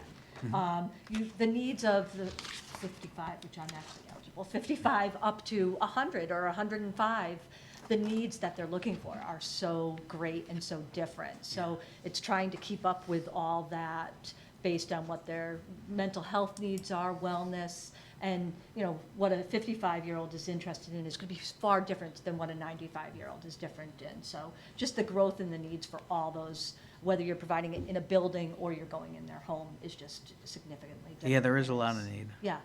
So I'm kind of curious because we've also heard from Hope, who has come to us.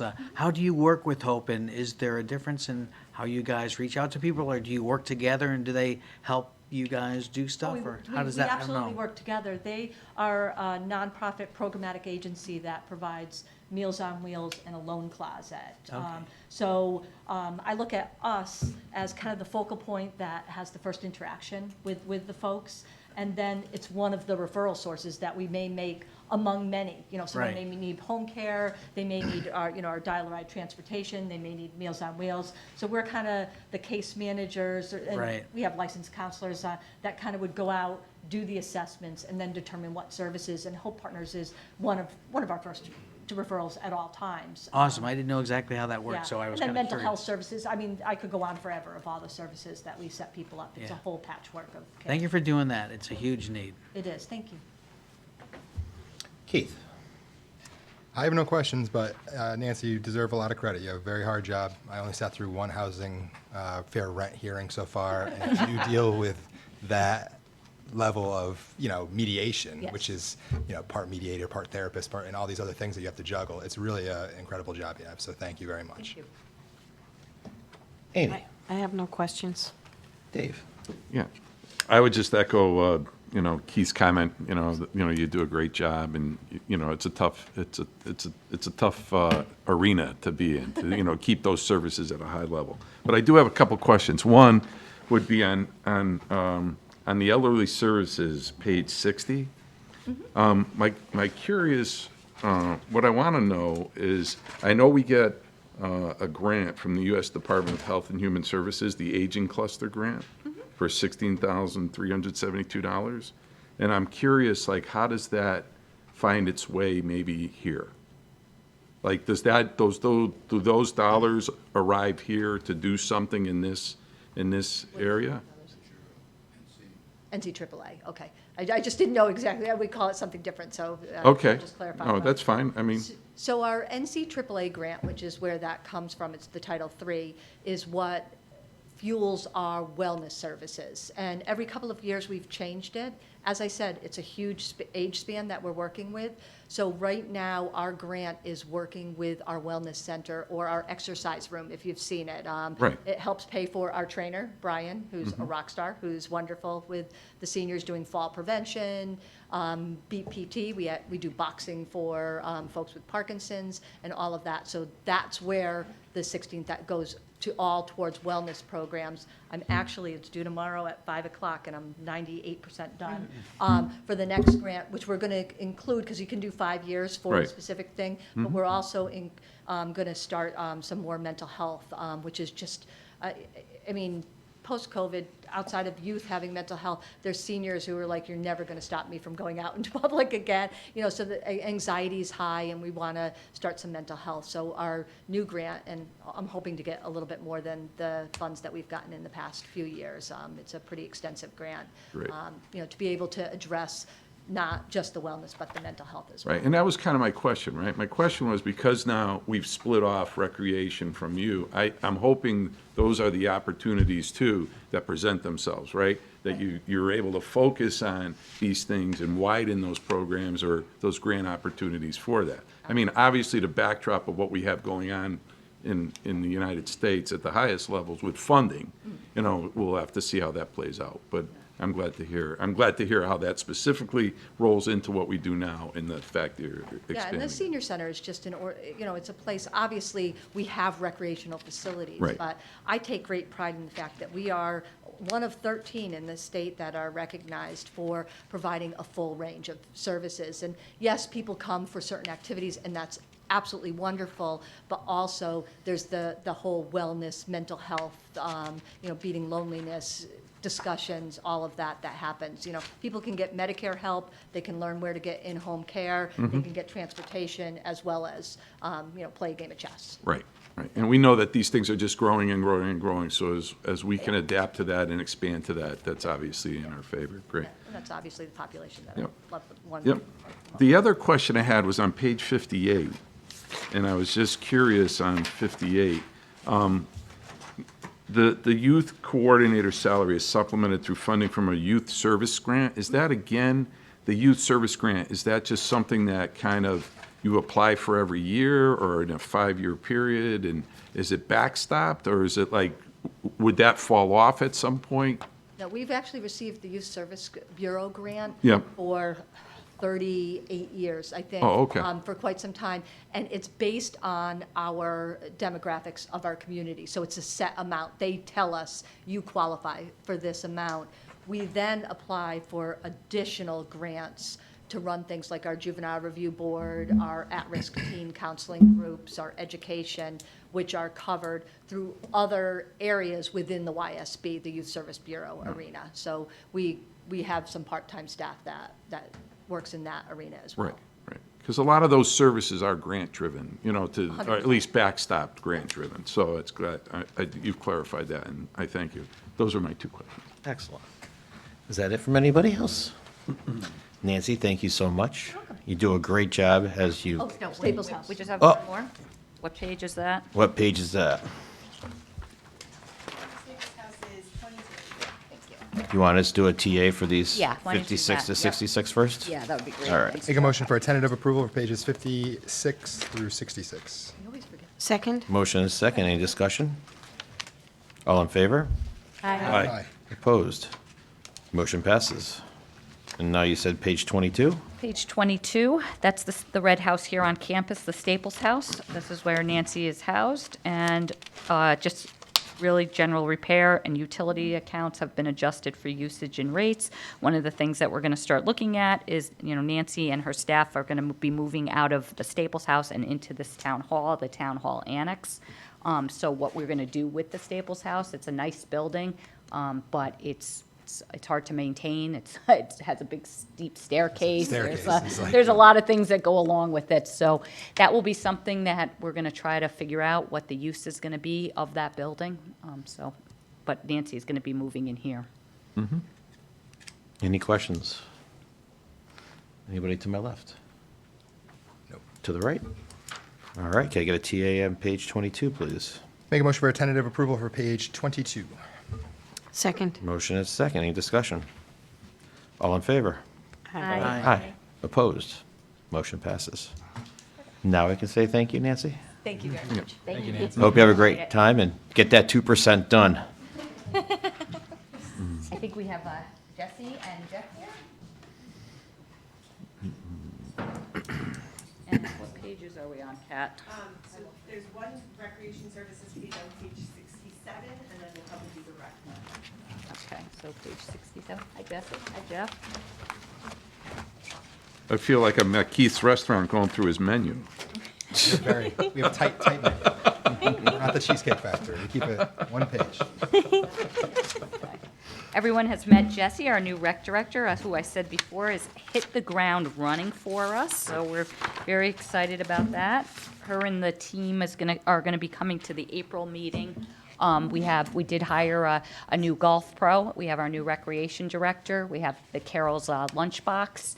And we've been doing some significant improvements over at the Westwoods Golf Course. We're going to have a meet to greet with the new golf pro. When is that going to be? March 19th, from 2:30 to 4:30 over at the senior center. And Jesse has been doing a facelift to the Westwoods Clubhouse, and if you go over there, you would be amazed. There's painting, just cleaning, new chairs, they're putting a new patio on, so lots of different things, which is really great. And the golf pros there, it's a hub of activity. It's very cool. It's a hub of activity. So thank you, Jesse. You really have hit the ground running for us, Jeff, everyone. So page 67 is the recreation services. This is basically now Jesse's department, and this account now is showing her full-time salary and other things in it. So it's now, last year we budgeted for half a year, and now it's a full year of a position. Excellent. Any questions on page 67? Brian? Nothing here. Patty?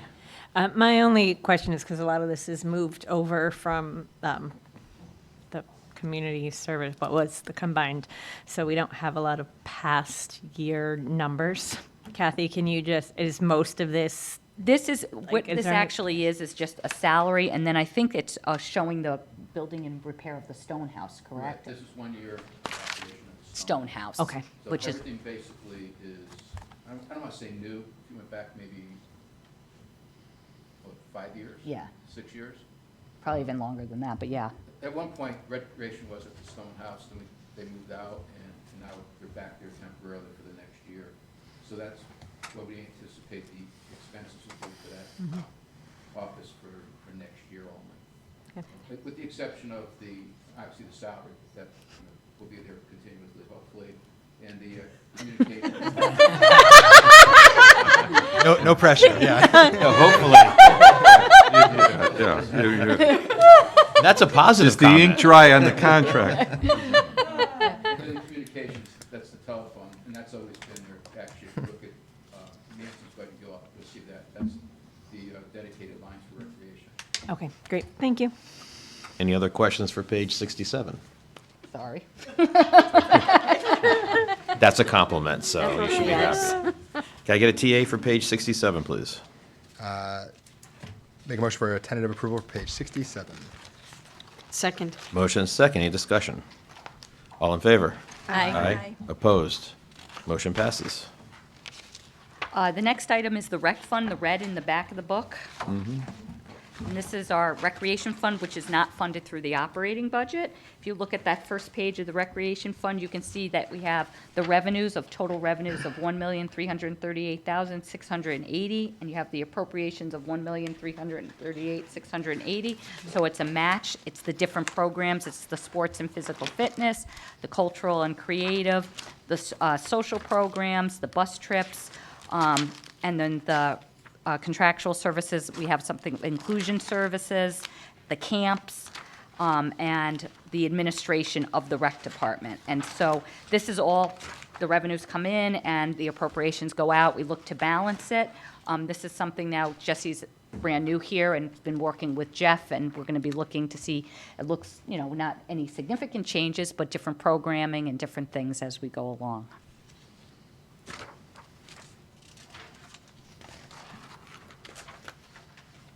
So I have a quick question. I don't know. Go ahead, Dave. I didn't know if you were going to dedicate to start. You can start, go ahead, yeah. Okay. Let's give everybody a chance to look at all the pages. Okay. We're going to 82, So, correct? so the question I had on this, when I saw this a couple days ago, was, and again, I'm not, this isn't a criticism at all. It's just, I'm just curious now. On the revenue side, where we're at the 7-month actual and we're at $524,491, and what the revised budget was, and then you go through the 7-month actual on appropriations, but those don't seem to be lining up right now. And so I'm just curious for two questions. One being, because of economic reasons or programming, I'm not saying programming in Farmington, but programming maybe even in other towns or whatever, are we taking a hit? I think I'll let Joe answer, but I think the answer, and Joe, maybe you can correct me too, I think a lot of it with this recreation budget and how it is, it's the timing of fees when we collect things and the different times of the year of how it goes. And so it's almost sometimes you're in 2 years' budget, and so I think that's the reason why it goes like that, and either Jeff or Joe. I see a lot of head shaking, so Yeah. that must be it. Joe, do you wanna? Yeah, I won't correct that. It's, I'm probably wrong. No, it is, it's the timing of the revenue and the timing of the expenditures. This is kind of an awkward budget because you take in a lot of the revenue in January, February, March, but you do a lot of the programs and the expenses occur June, end of June, but majority of July and August. So you'll see, like, if you were to get a report as of February, you'll see that the revenue numbers changed pretty significantly. A lot of the programs were open for registration in February, a lot of them. If anybody has Jeff- kids, you know with camp, Yeah. we open registrations Right. February and March. So our major jump in revenue happens after this. So you'll see over 300,000 in camp revenue and different things come in that point, so. Yeah, if we reviewed this in October, we'd be in the negative. Right. The majority of the revenues will come in, like Joe said, probably starting January, February, March, but the expenses will happen at the end of this current year and the start of the next fiscal year. Got it. And in the perfect accounting world, this is not, we would actually defer a lot of that revenue. We would defer a lot of the revenue, so you would, this would look a lot different. It's, and I can show you an example of that when we get to the golf course. But, technically, a lot of the revenue that they take in now, we shouldn't even be counting, we should count it for next year. Yeah, that's kind of where that's kind of what I was thinking about, that, Yeah, a good example of that was when we opened summer camp registration, that will fill in one day. Yeah. It's probably, January 26th or Right. whatever date it might have been. Right. But those expenses, only 2 weeks of those expenses happen in this budget. Right, right, in this The other budget. 5 weeks of expenses happen in the next budget year. got it. Yeah, okay. Amy, are you all set, Dave? Yeah, that was my question. Amy? I'm good. I don't have any questions. Keith? I don't have any questions. Sarah? My only question is, I know you're brand new, so this may be something you can't really answer, but just having started in the position and looking to the future, is there anything, that you have some goals about, maybe of having, generating more revenue, ways to do that in the future and grow some of the activities, or? Yeah, I'm evaluating everything. Part of it comes down to space and logistics of what's available to us based on operating out of the schools and where we are. With the 1928 building coming on board, we'll have more opportunity to expand and grow, but when you're in borrowed space, you're definitely limited on how much you can expand. So we're evaluating all of that and where we can continue to grow revenue, obviously, and then also with the golf course as well, so. Yeah, one of the things, and again, it's not being critical of past, but it's just having kind of a fresh eyes, and we got the grant funding for the golf course and things, and Jesse and Jeff and everyone were talking, and it's simple, but just even at the patio, when the patio's done, getting some Adirondack chairs in the back, getting some bean bags, doing some, or cornhole or something, kind of making it a destination, and then anyone maybe that if they're over at playing pickleball or doing the splash park, you can sit outside, but also have that more atmosphere where people are able to play bags, and there's a lot of space, and Jeff mentions that the sunset's there and some different things. So I think there's some different, there's quite a bit of opportunities, and just one of the things that we had talked about, and what is it, did you call it like a monitor, when they go into the, like on the weekends and stuff, what did you say to me? Like for trash and the park ranger. Oh, the park ranger, yeah. It just like, the only reason why I mention it is because one of the things is that, again, it's quality of life, and on the weekends when the garbage is filled and there's different things, and you had mentioned something. Yeah, so in my former town, we had a park ranger who would go, or a monitor, who would go around to the parks and just check on things, check the permits to make sure that the quality is up to a certain standard. So we'll be evaluating all of those things. One of the things that I discussed in my interview, and one of my goals would be to do a community survey regarding recreation and what the community wants and needs, and then go from there to evaluate. So you'll probably see that as stakeholders coming from our department looking for your input on where we're going, but then also out to the general public. So that'll probably be my first 2 months are kind of information gathering to make sure that I'm following the direction of where Farmington wants to take this as well. I can come in with a vision and know what I know from outside, but I really want to meet the needs of the community first and foremost. Right, yeah. Thank you. Patty? I think this question's for Joe. We didn't, in the last year's budget, didn't account for a fund balance appropriation, but the estimated 12-month for 24-25 does have a fund balance appropriation. That's the contribution, you may recall in the capital budget, we put $125,000 for some improvements to the, I think those were Tungus Mead improvements. And actually did not show that in the revised, should have showed that in the revised, did not show that in the revised. Okay. So I just captured it in the, it's gonna actually, it already occurred, it's gonna be Okay. here, so. Okay, thank you, that was it. One of the things that we do, and again, it's depending on how we break even, but we do try to have a fund balance, and then some of the money that we have goes to some of the improvements at Tungus Mead and different things back into the system and things like that. So that's what the rec fund. And Jeff is doing, it started prior to me, so I can't take any credit for it, but Jeff had really done some great improvements down at Tungus Mead that you'll see this season Great. at the concession stands, and then over at the bathrooms. We'll, a little later in the spring season, you'll see those, but that was funded through this. Okay. Brian?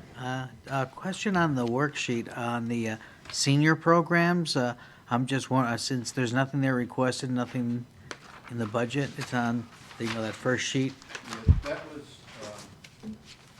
was actually one of Nancy's programs. That's the paper, the fee-based programs that the senior center runs. Okay, I was wondering that, I The just, money, accounting-wise, the money was being put in here, the expenses were being paid out of here. Since the separation, we took that out. okay, yeah, I didn't see it, and I'm sure I just missed it, but Yeah. it's in there not somewhere. It's not in this budget at all. Oh, okay. Budget now. It's not gone, it's just, not gone, it's still there, they still collect the fees, they still run the programs. It's just now going to be part of a different fund. It's not going to be part of the recreation fund. Oh, okay. And I see under social programs, under appropriations, there was a request for $2,200, and I saw it there, That was also one of Nancy's. Oh, okay, thank you. Sure, can I have one follow-up? Certainly. Indulge me. Are there any other programs that we're offering to youth that sell out? Like, I mean, I know that there are, but could you tell me what those are? Yeah. Well, listen, I will say thank you to you and Ryan, because I sign up late every time, and I have to come begging, but yeah. I'll defer to Jeff. Yeah, I mean, I can tell you right now, like, we have wait lists for our soccer program, wait Soccer. lists for our tennis program, wait lists for flag football, wait lists for football. We have wait lists based on Pickleball. our Camp. projections. Yeah. And then we will try to accept as many as we possibly can in the program, but again, we're just limited on space. Okay, and I was going to ask, is the limitation space, or is it coaches? Space. Space, okay. I will find coach. Yeah. I have space. Good. Okay, thank I will you. call you. I volunteered for second grade flag. In the past, I'll call. No, I told, Retired. I said Retired. second grade flag, I said I would jump on again, so. I never coached flag, I coached basketball. Hey, if he's always late for signing up, to make him a coach. That's, No, he'll I was never on be time late. for that one. I was Yeah, okay. right on it. Any other questions? All right, can I get a So, TA? so just on that, because of Go ahead. space, and I don't know how this happens on the other side of like TPZ, but, Camp Current did come in and they want to expand what they can offer. And one of it is the playing fields that they have. They have a playing field in the back. And that did come up in their presentation at TPZ, which TPZ granted them that. So they were looking to partner, with municipalities, primarily right here in Farmington. So if space is one of those things, there might be an opportunity there, Nice. So, Make a motion for a tentative approval for pages 74 through 82. Second. Motion and second. Any discussion? All in favor? Aye. Aye. Opposed? Motion passes. The next one is the Westwoods Fund, the blue at the very bottom, back of the book.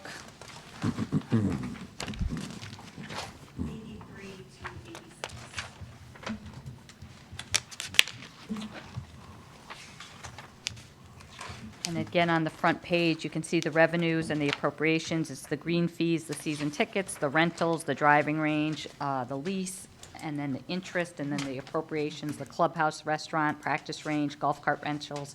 And so we have the 823,378 as the revenues, and the match 828,378 for the revenues.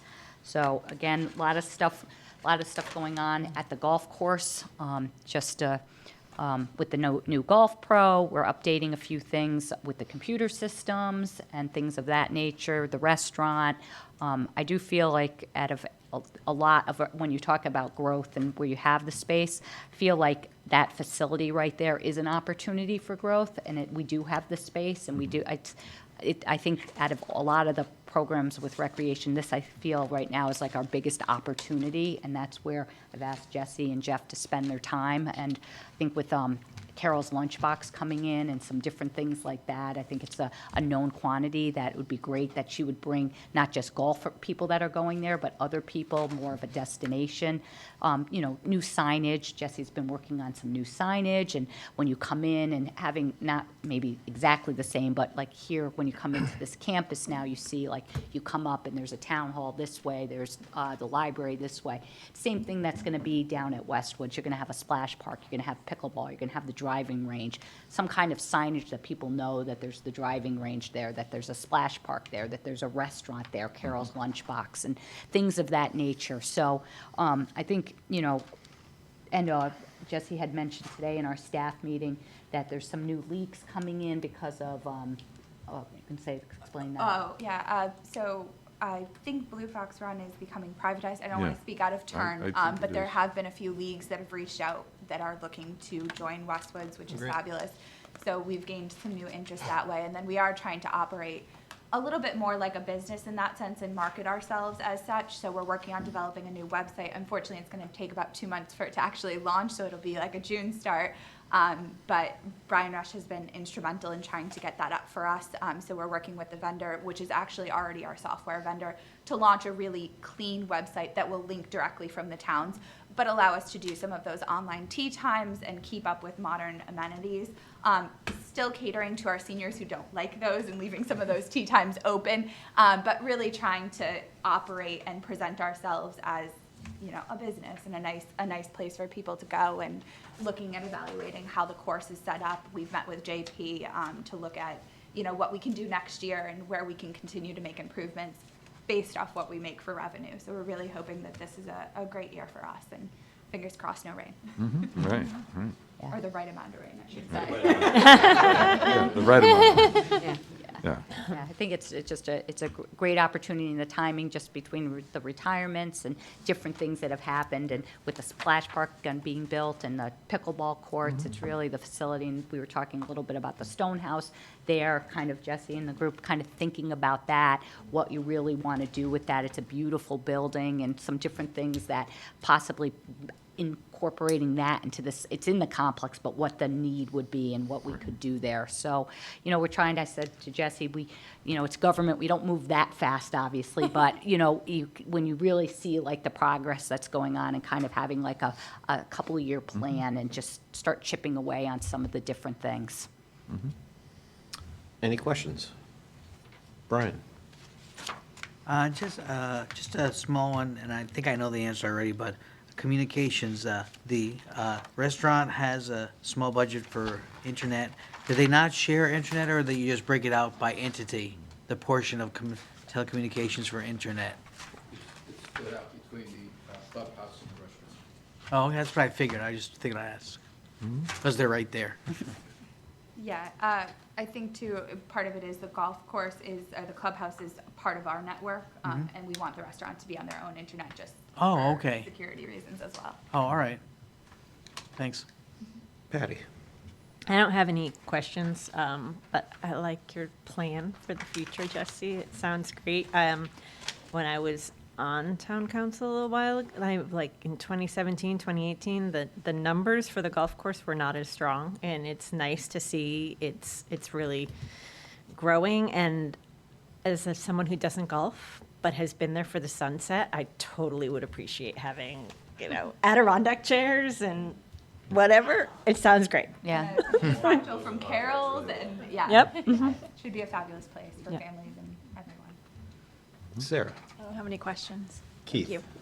I was just going to say, sticking with what Patty said, I love the plan, and the one thing I wanted to highlight that you said, because I think it's worth restating, is that you're going to be changing, improving the services while working with the seniors who are very accustomed to the way Westwoods has been for a long time, and, aren't necessarily, sometimes when things change, it's not their hard. favorite. Sometimes it's hard. Yeah, it's hard. There's going Yeah. to be people parking in different places. There's going to be different chairs. There's going to be pickleball courts and splash pits. So it's going to be, for people that are used to it just being their little quiet corner, it will be different. But I do think it will be better. So doing it.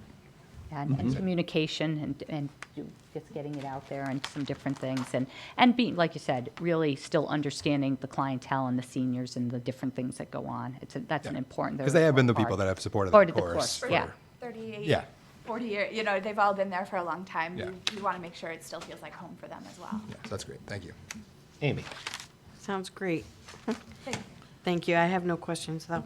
Yeah, I would just say, yeah, I kind of jumped in numbers before, but I would say, welcome, Jesse. You're hitting the ground running. You got great ideas, and I think working with Jeff and the institutional knowledge there, I think is great. And as you leverage your new ideas, whether it be the website, bringing it up to speed, and I think computerized tea times is a big deal. But like you said, it's a balance between how people have been accustomed to it over the years to some new things, but, and hearing that leagues are already migrating up to here, it's a work in progress, but I think I think the energy's right there from the start. And I should credit our new pro as well. I can't take Yeah. sole credit. Well, I'm going to be there that day. I want to meet him over Yeah, at the community he's center. been on fabulous. 19th. He's been down there all week working, and he's been integral in the website talk conversations and tea times, and also, like I said, accommodating the seniors. So it really has been a team effort, and I appreciate the warm welcome I've gotten in Farmington. Yeah. Everybody's been super supportive, so thank you. Great. I think it's kind of cool, though, one of the things at your level, at the council level, is that, a lot of towns don't have like the strategic plans that we do that have been going on and on and on. And one of the things is that you really see the result of a strategic plan when you say you're going to invest and you want to do something different with the recreation, and it becomes a top priority. And then when it becomes a top priority, because that's what your goal is, then we are applying for grants, and we got the grants for the Westwoods because that's where we should be applying for the grants. And then we get a director, and you have the splash park, and you have the pickleball. And the goal was to start after COVID, and you saw the need for recreation about what's going on, and then it's backed out through the strategic plan. So I think as a government lesson, it's like a neat thing to show how that works and the product of it. So I think it's very cool. And thank you, Jesse. You're doing it, and Jeff, great job. My pleasure. Excellent. Very good. Thank you, Jesse. Can I get a TA on pages 83 through 86? Make a motion for tentative approval for pages 83 through 86. I didn't even catch it this time. Second. Motion and second. Any discussion? See if we're awake over here. All in favor? Aye. Opposed? Motion passes. I think where we are now, we're going to take a dinner break.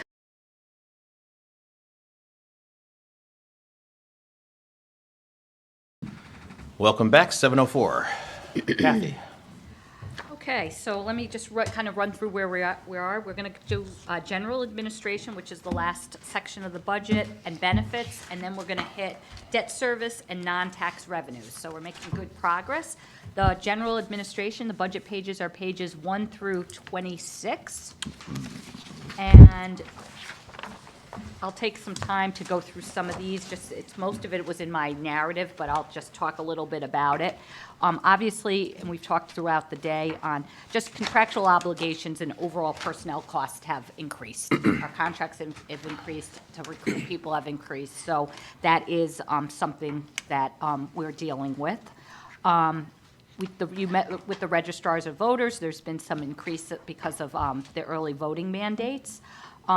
Our townwide contractual services accounts have increased significant. Building repair and maintenance contracts have increased 23.20%. All our contracts with the computers and all of that, everything, as you all know, it's expensive. Everything is very high. Utilities have increased significantly through the budget. I think in my presentation, I think townwide or without the board is about 9%, but electricity on its own has gone 23.5%, and communication, internet, and telephone has increased 19%.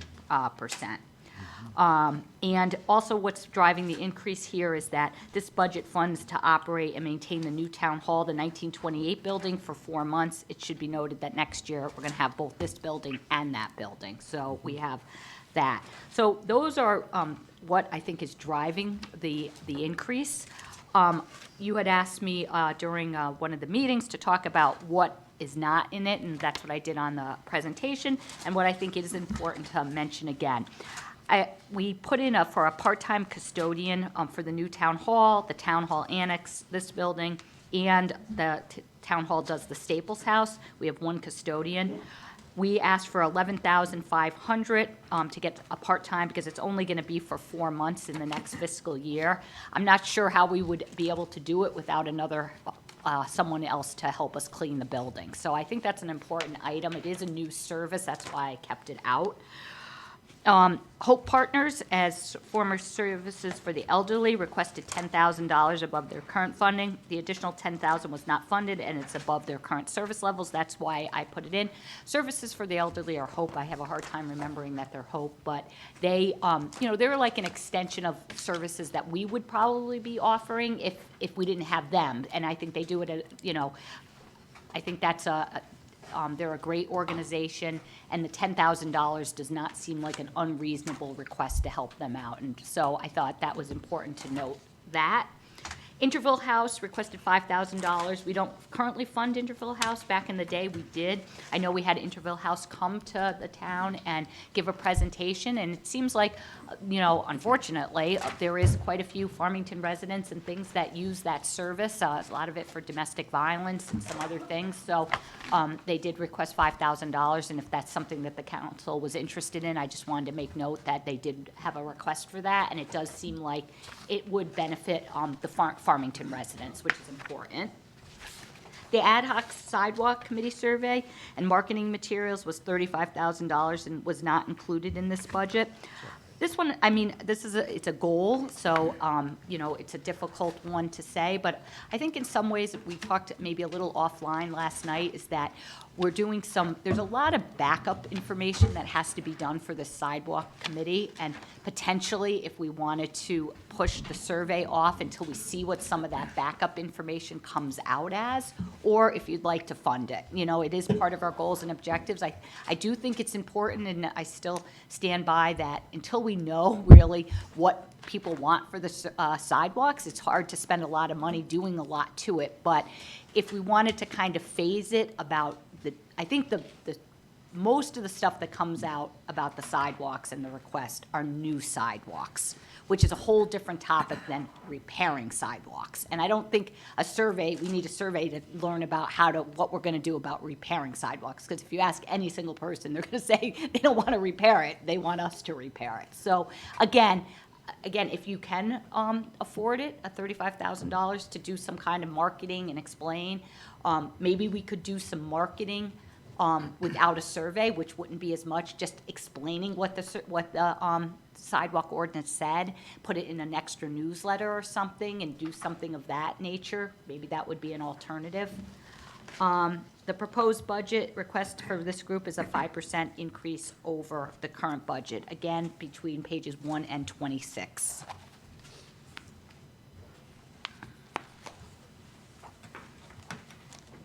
Yeah, the in general with surveys. When a survey goes out, would your experience say that there's a reasonable expectation from the community that action is taken? Yes. I think that people get very, very annoyed if you you do a survey and the survey comes back and you either don't do what they said or you don't take any action. Okay. It's just important as we think about that side, because that whatever the following action would probably be another expense, or whether it's an expense in just education or we figure out how we're going to do some of these things. So I think, because Brian, on that sidewalk thing, we know that there's a lot of work that has to be done behind the scenes. Our meeting is next Tuesday, so we'll know more about that then. But so I just think it's something to keep in mind that if that doesn't go in this, it doesn't mean that we're saying it never happens. It just means it's not happening. Yeah, one way or another, there is some communication that's going to need to happen. Yeah, but it's not a survey necessarily. Right. And the committee wouldn't be dying either. The committee Right. continues this. So, anyway. Never realized how many layers they're gonna beat this. You know, you think sidewalks, it's gonna be so simple. Yeah. And then it's this, it's that, just, you start peeling it away, and it just reveals itself. It's very complicated, actually. All right, any questions from pages 1 through 26? Patty? Oh, really? Well, I can, start with a couple of people that come back to me. I think, Kathy, you already raised these, with the part-time custodian, well, I know you did, the part-time custodian for both buildings. I honestly, I don't do that work, but I honestly can't imagine how you would do this building and another building. And because I assume they're currently very busy as it is, so I don't know how you expand more hours in a day. I feel strongly on both of the organizations that have requested funds. I know from talking to folks at Interval House that they have made larger requests of other municipalities, and some municipalities are funding $10,000, $15,000, $20,000. So I think $5,000 is very reasonable, and I know that they have that they've served, I don't remember now, over 50, but maybe close to 100 Farmington residents. And I think they perform a service that is very, unfortunately, as you know, very much needed. And I'm going to set aside the sidewalk committee because I think that's a larger conversation. But I do have just general question about information technology, IT. I know, and I honestly don't even know what page it is. 7.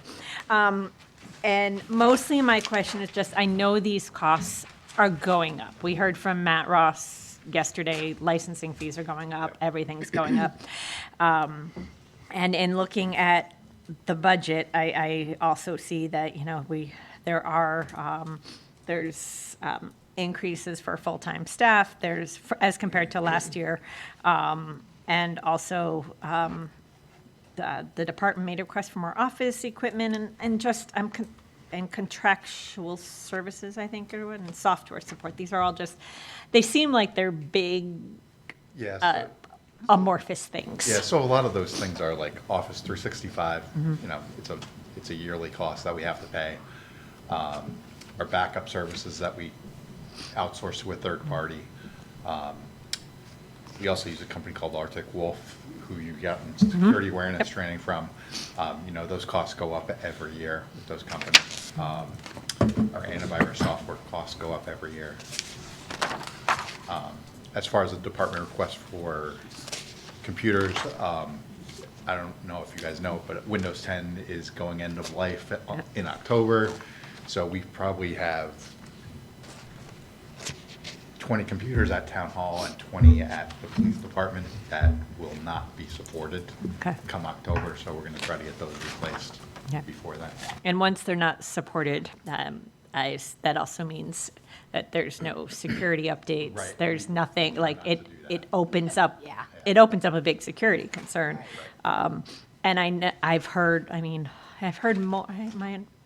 more stories about municipalities facing cyber attacks, ransomware, things like that. So that's to say. I think it would be fair to say, and you can say no if I'm wrong. I've been wrong a lot, but the things that we cut out of the computer IT budget are not security-based. We take that as real, and Brian and his staff and everyone, we spend a lot of the money in the budget on that. And, but to be fair, out of all of the different accounts and all the different departments, yes, this is in my area, so I'm more like, I want to support it more, but I would say that the IT budget would be one that if we had a little bit extra money in it, we could help with doing some of the things, but they're not security, but it's just, there's so much. There's always replacing computers, doing this and that. But Brian does a really good job, and we did make some reductions, and I don't think that we made reductions that are going to end, do anything of damage. Yeah, we kept all the security stuff in. Okay. Yeah, and I think we're gonna maybe try to see if there's if we can get some stuff in this year's budget, maybe possibly be able to do something, replace a computer or do something, but it's expensive and it's a tight budget for sure. I'm sure I'll have other questions, but I'm going to pass while I look through the pages. Nope, one and done, that's it. Brian? I actually wanted to follow up on one thing that Patty said about Interval House, because that was one of my concerns, and that is, I believe when we heard their presentation last year, they said we were the only town in the valley that did not support them. Yeah, I think that could be correct, yeah. And I was wondering if that was still the case, and I gotta say, that's I don't know, but I do know that a lot of towns support them. I'm not, Yeah. you know, and I think, again, to Patty's point, I think some towns support them more. We used to support them. They came, it seemed like a valuable Yeah. thing. And again, if, I try to have some kind of overall philosophy when I'm making cuts, and one of the overall philosophies is that if it's a brand-new service or something that hasn't been there before, that's why it wasn't included. So Right. I think it's a worthwhile organization, and that's why I made Sure. note of it for you all. Particularly if the town folk are using the Yeah, services. for sure. And that's why I was asking, about how our senior services engages with Hope. Yeah. And it seems like there's not a lot of duplication, but we're really a support service to them. Yeah, yeah. They're an arm of something that we would probably have to do, and they're able to Almost do like a it. contractor. Yeah, right, yeah. And that's, something, and again, we mentioned that with the stuff with Nancy, with the opioid funding and that group, the CLEAR, and it's like these are services, they're enhanced services that we aren't doing, and they're doing it for us. And Mhm. so that's how I think services for the elderly are. Right. So, that's something that I'm very interested in supporting, those two organizations. Sure. Anything else, Brian? That one answered. Since I'm, It's a lot of pages. We can come back to you if it's yeah, easier. sure. I'm just making sure that I haven't already asked these Certainly. questions. Sarah. Some of them have.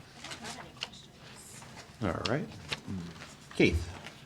No, I mean, I did go through this previously, knowing that all this is, I know everything's under your purview, Kathy, but I know that wanting to be, I think you get an unblemished record of budget targets, and so I know this year was particularly difficult, and I don't see a lot of things that I have questions on. Most of them are either in the notes or I've talked to you offline about it, so I don't have anything on that. Amy? No questions. Dave? So, just a couple items. One being that, so we're at 3.5% on the town side. And you explained at the last meeting the target and so forth, but getting to the 3% was like just, We'd have to go to people. And, again, the reason why I would said that is that you would see a significant reduction in service, to get to 3%.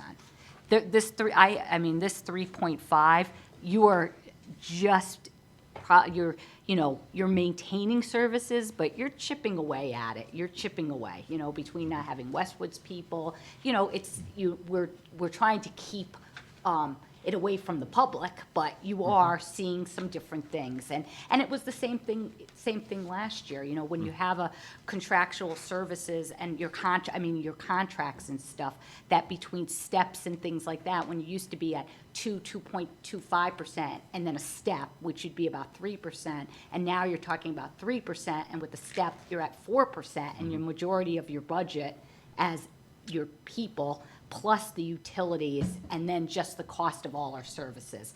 And I think, I probably underestimated of when we did the budget targets the first time, because typically we can run close to 3%.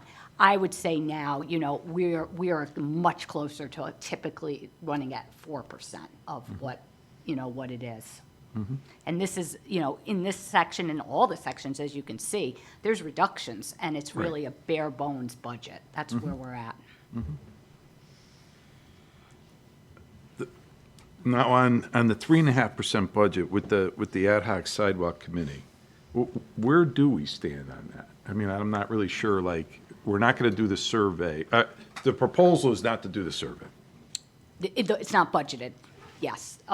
Now, again, it's a goal, and I think we want to do it, and so if that's something, you know, we can put in, the $35,000.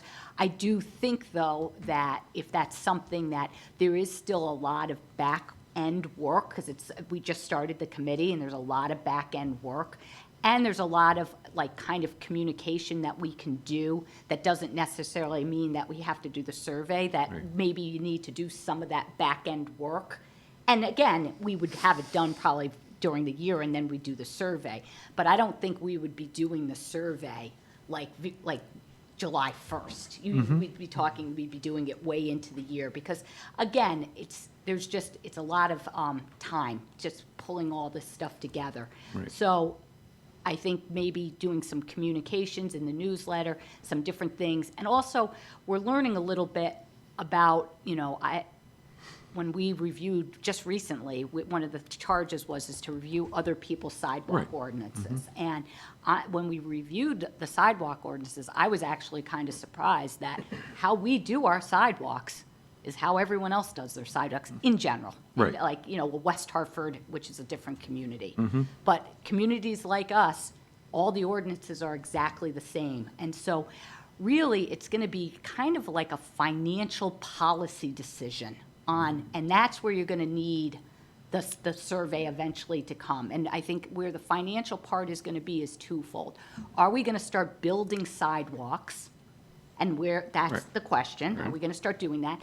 Are we going to pick and choose potentially where we're going to put them? That could be an option, but that's a financial thing. Does the community want that? And then the other big thing is that how many sidewalks in this community need repair? And we don't have an idea about that. And that's going to be a question, because it says that the homeowner is supposed to repair those sidewalks. Now, if you have the whole, most of the town having their sidewalks needing repairs, that's a lot different than having maybe 10% where the ordinance says you have to start sending letters and start doing things. I guess all of this, my point is that all of this could probably take place before we have to do the survey. Got it. Because I guess where I'm driving at this a little bit is that I do think that the part of it is the sidewalk, right? Part of it is like, you know, who's responsible for the sidewalk, the financial piece, I agree, the survey. But the other half, I think, is basically the public safety aspects of some of our corridors. You know what I mean? I mean, you know, you have people that come down Copper Mine Road to get to the bike trail. You know, these things are like, you know, the connectivity in some of these areas is, you know, is dubious at best. You know what I mean? Yeah. And I just think that part of the sidewalk policy, I think, needs to be a focus on that we want to make these connections safer, more direct, because we don't want to be in a situation where we have an incident and then we're kind of backing into something, you know what I Right. mean? So for me, it's I don't want to call it the delay, because it's not a delay. It's like you said, the back end work that you have to do. But I don't want to lose sight that we need to somehow get to these action points. You know what I mean? Yeah. At least for people to understand that we're thinking about not only the sidewalks in the sidewalks we currently have and the ones we plan, but like if you take the sidewalk we're going to do on Meadow Road, I mean, that's a huge investment. That's the right investment to make that corridor safe. Right. You know what I mean? And to connect those neighborhoods over to Judson Lane and the ones that are to the west back to Judson. I mean, so, and we, as unique of a community as we are when we talk about our economic development, and we're very fortunate in that case, you know what I mean? To have the things we have in this town. We do have roads that now have traffic counts and speed and so forth that do present unique public safety issues. You know what I mean? And I really, you know, in the interim, I'd love to see some signs about speed limits and, you know what I mean? I just think it's a wider discussion, but I think it's a discussion that dovetails to sidewalks. I think, you know, again, I agree with you 100%, and like, but I think that what I think hopefully maybe the sidewalk committee is gonna do too is come up kind of with a plan, because like, if I look at it in stages, because what you've just said is, and this whole thing, like you said, it's huge. There's a Right, huge right. undertaking. But what you need is kind of a plan, because what you've said, we have done, but why have we done it? Because there's nothing in writing that says it, but like what we've done. We repaired sidewalks on Main Street because it's Main Street in Farmington. We repaired sidewalks in Unionville. We got grants on both sides because it's the centers. And we're doing that, but there's no plan that told us to do it. But it makes sense, it's good things to do. We did Meadow Road Right. because it's a grant and it connects you to a path. And that's what you want to do. But there's a whole bunch of other ones. Why did I pick that one over some other one? And, that's why I feel like you have to start and say, okay, well, we have all these sidewalks in town that need to be repaired. That should probably be the first thing that you're going to tackle, existing sidewalks. So you do that. Then the next thing you have to look at and you say, okay, you get your existing infrastructure in shape or a plan, how you're going to start repairing it, people or the town. And then you have someone that looks at comprehensively what you just said, Copper Mine Road, this road, that road. And what is our philosophy? Is that we're going to try to get people to the paths, because we're not getting people riding down Route 4. We're not doing that. So or walking. So then someone's got to look at it and say, okay, here is the 6 places that we want to get people to the rails to trails system. What is the priority having it? And then you have some kind of document and plan, and you start working in. It's a 15-year plan, it's a 10-year Yeah. plan, whatever it is. And so that's, I think, comprehensively, we have to look at all that, and that may not be ordinance-driven. Right. That's policy-driven. So again, the ordinance may be fine. It's Right. the policies that come along with it, Right. and who's making those decisions. And also, I think there's communicating that. Yes. In small bits. Yes. Not that we're saying, here's our plan. We're saying, here's what we're looking at. Here are the things that are in place. Right, right. And there's priorities. You know. have the community, New Horizons.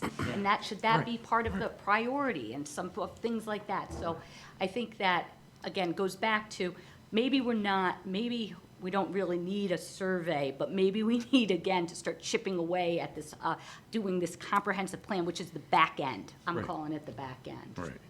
I think that was the thing that Our due diligence. we yeah. sort of uncovered at the first sidewalk meeting. Yeah.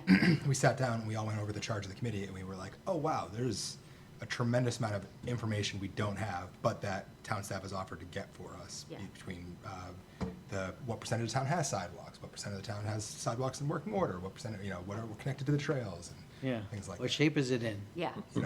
Because again, to what my point before too is to fund a survey when potentially the survey may be better and more timely coming out next June. So that would be this fiscal year, or it could be next July, or when we have all the information. So to squeeze it into what's a tight budget, again, to stress, the work does not stop, but just potentially that part of the work would not be currently funded. That does make sense. But as long as there was at least enough so we can start feeding information to the community and develop the interest so that when it does come out in July, for example, Yeah. Yeah. I think it should be similar to any of the other committees that we do, is that, when we have information to report, you do some sort of, like, we do a couple of public hearings, but, again, starting even just in our basic newsletters, do you know what sidewalks, like, again, explaining what is the rules, what is this, what is that? I mean, people don't know anything really about it, just some basic campaigning of information. You could do a whole, and then maybe later on in the year, you could do a whole newsletter on sidewalks, once we have more information. Did you know this? Did you know that? This is how it works. Yeah, that almost sounds like a better plan than Yeah. doing a survey. Like, 'cause you may, by the end of that, have a better idea of what you need a survey on. Right. Rather than right now, it's almost like we don't even know what we really want to survey. Right. So I think that actually sounds probably a better use of time and money. Yeah, like I said, especially since when I looked at that, all the sidewalk ordinances are basically the same. So it's really more about, like a philosophy and funding and things like that. And maybe in some ways it could derail us because no one wants to pay. Right. And so if you get a survey and no one wants to pay, then you listen, have we derailed sidewalks altogether in town? And that means even the repair of it, you know? So maybe you wait and you see what, you know, some of this back end and get information, like I said, how bad are our sidewalks in town? Like I said, I get information about people wanting sidewalks. I get very little people calling me to complain that says their sidewalk is in bad shape and that we need to repair sidewalks. So, I don't know. Kathy, the $37,000 that you referenced, is that just the cost of a survey, or what are the other layers of So built into that number was a cost for a survey. We used previous surveys we received for the high school in the 1928, and then because those were a few years old, you know, accounted for some escalation in the cost. And then the other one was just marketing materials, a dedicated newsletter, which was successful when we did surveys for the you know, like a postcard saying, hey, there's a survey coming out, and then a follow-up with the results of the survey. Those are just based off of our typical newsletter printing and postage costs. Any other questions? Oh, I remembered, I have another one. Go ahead. So I know that Farmington is part of Sustainable CT, and that there are matching grants for connectivity and for climate resiliency type activities. And I'm assuming, hopeful, that at some point there'll be other grant opportunities for climate resiliency, and I think sidewalks go towards that, from connectivity and just making it so people don't have to rely on cars and what have you. Is there, I mean, obviously we don't know what any grants RFPs say, so we wouldn't know what we have to demonstrate. But would not doing a survey impact an ability to apply for a grant? You know, I don't think so, because I think that, again, I don't know, because I don't have it like Right, a grant, right. but I think that part of most grant things are showing that you are dedicating resources and doing things to it, and the fact that we have a committee and we're looking at all these different things, and there is going to be an interest, like we could show a newsletter, we could show this, I think that would not, like doing a survey per se, I don't think it would hurt. And also, a lot of the times, if there was a grant, what you could do is put a matching fund in to show the dedication to it offline, if we wanted to. Does it make sense to have funds allocated for marketing at this point? I mean, we do 4 newsletters. Right, I don't know more what than space most is in, towns yeah. do to communicate with the residents. And like in the last newsletter, there was a little blurb about, hey, we created this ad hoc committee, here's our, like, you know, follow along here. So that could be sufficient Okay. for in the interim to keep the community informed and not need to allocate additional expense. Okay. And I think if we wanted to. Could do an insert possibly in our already Yeah, existing an newsletter, yeah, so that you don't have to insert. rebuild the whole thing. Do an insert, or we could really dedicate more space to do more stuff, you know? Put the ease on the other department heads that to write such a long article. Yeah, Let's take the town, the town chair's note out. yeah. That'd be perfect, thank you.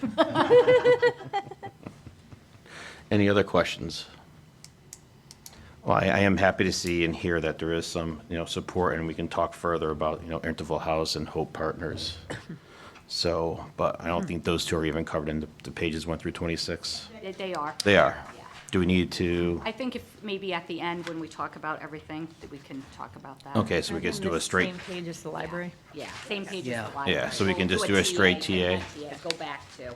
So would you like to go back, we said the police vehicles, a TA for the non-for-profits, a TA, not a TA, go back. I can't Yes. say the words. Go back, and then a go back to the custodian? Yes. Yes. Yep. Yeah. Unless somebody here wants to volunteer. I got Anybody like to do in clean? my own house. Anybody? Anybody? Yes. Send Jack Yeah. over. Okay.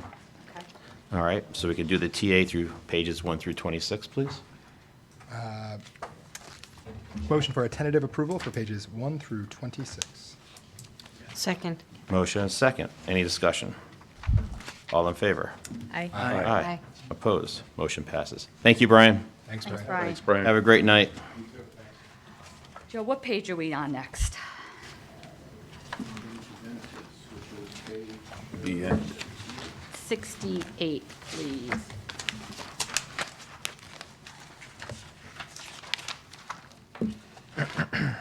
So this is 68 and 69, this is the other group of accounts. The recommended budget for this group of accounts is a 2.68% above the current budget. The pension account has been increased based on annual required contribution as determined by the annual valuation. The increase is also a result in turnover of town staff with new employees joining the defined contribution plan. So that's both page 68 and 69. I don't know if you have any specific questions for Joe. And Joe, would this be the spot where the board was talking about with the prescription drugs? Yes. I think you should maybe mention that too. That was great. Okay, so the health insurance account actually shows a decrease for next year.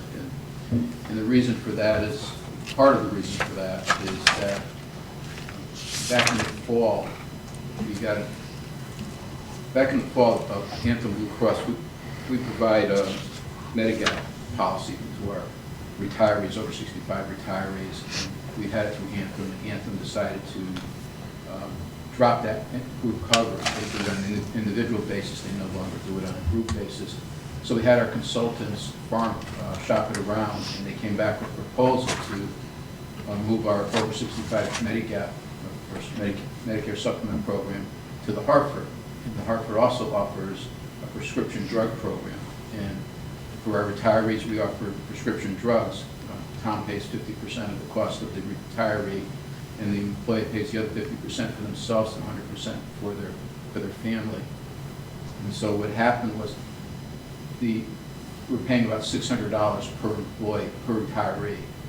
With the Hartford, the cost was about $300 per employee.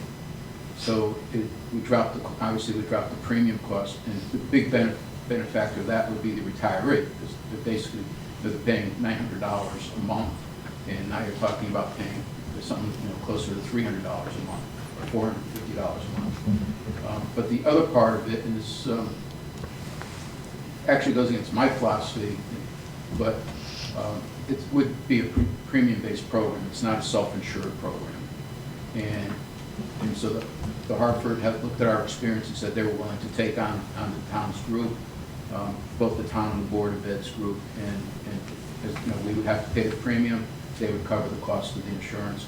We did our due diligence to make sure that the coverage was like or comparable to what the Anthem coverage is for drug coverages, and it is. All the tiers are there, all the formulas are there. So we attempted to put it in place for January. We were unsuccessful, but we did make a commitment to put it together, put it in place for July 1st. And we are notifying our employees, our retirees, that we're going to be doing this. And we also waited to see how well the transition took place, going from the Anthem Medigap program to the Hartford Medigap program, how well the retirees took to that. And they seem to be, Paul has survived it. So we decided that we would, continue with this transition. The board gets significantly more savings. They have a larger pool of over 65 retirees on the town program. What has happened to the town program, because it's been so expensive, a lot of people have migrated off it, but our claims are still very high, and now we're not going to be responsible for those claims any longer. We're just going to pay the premiums every month. And we actually expect more of our older retirees to actually come back to the town program.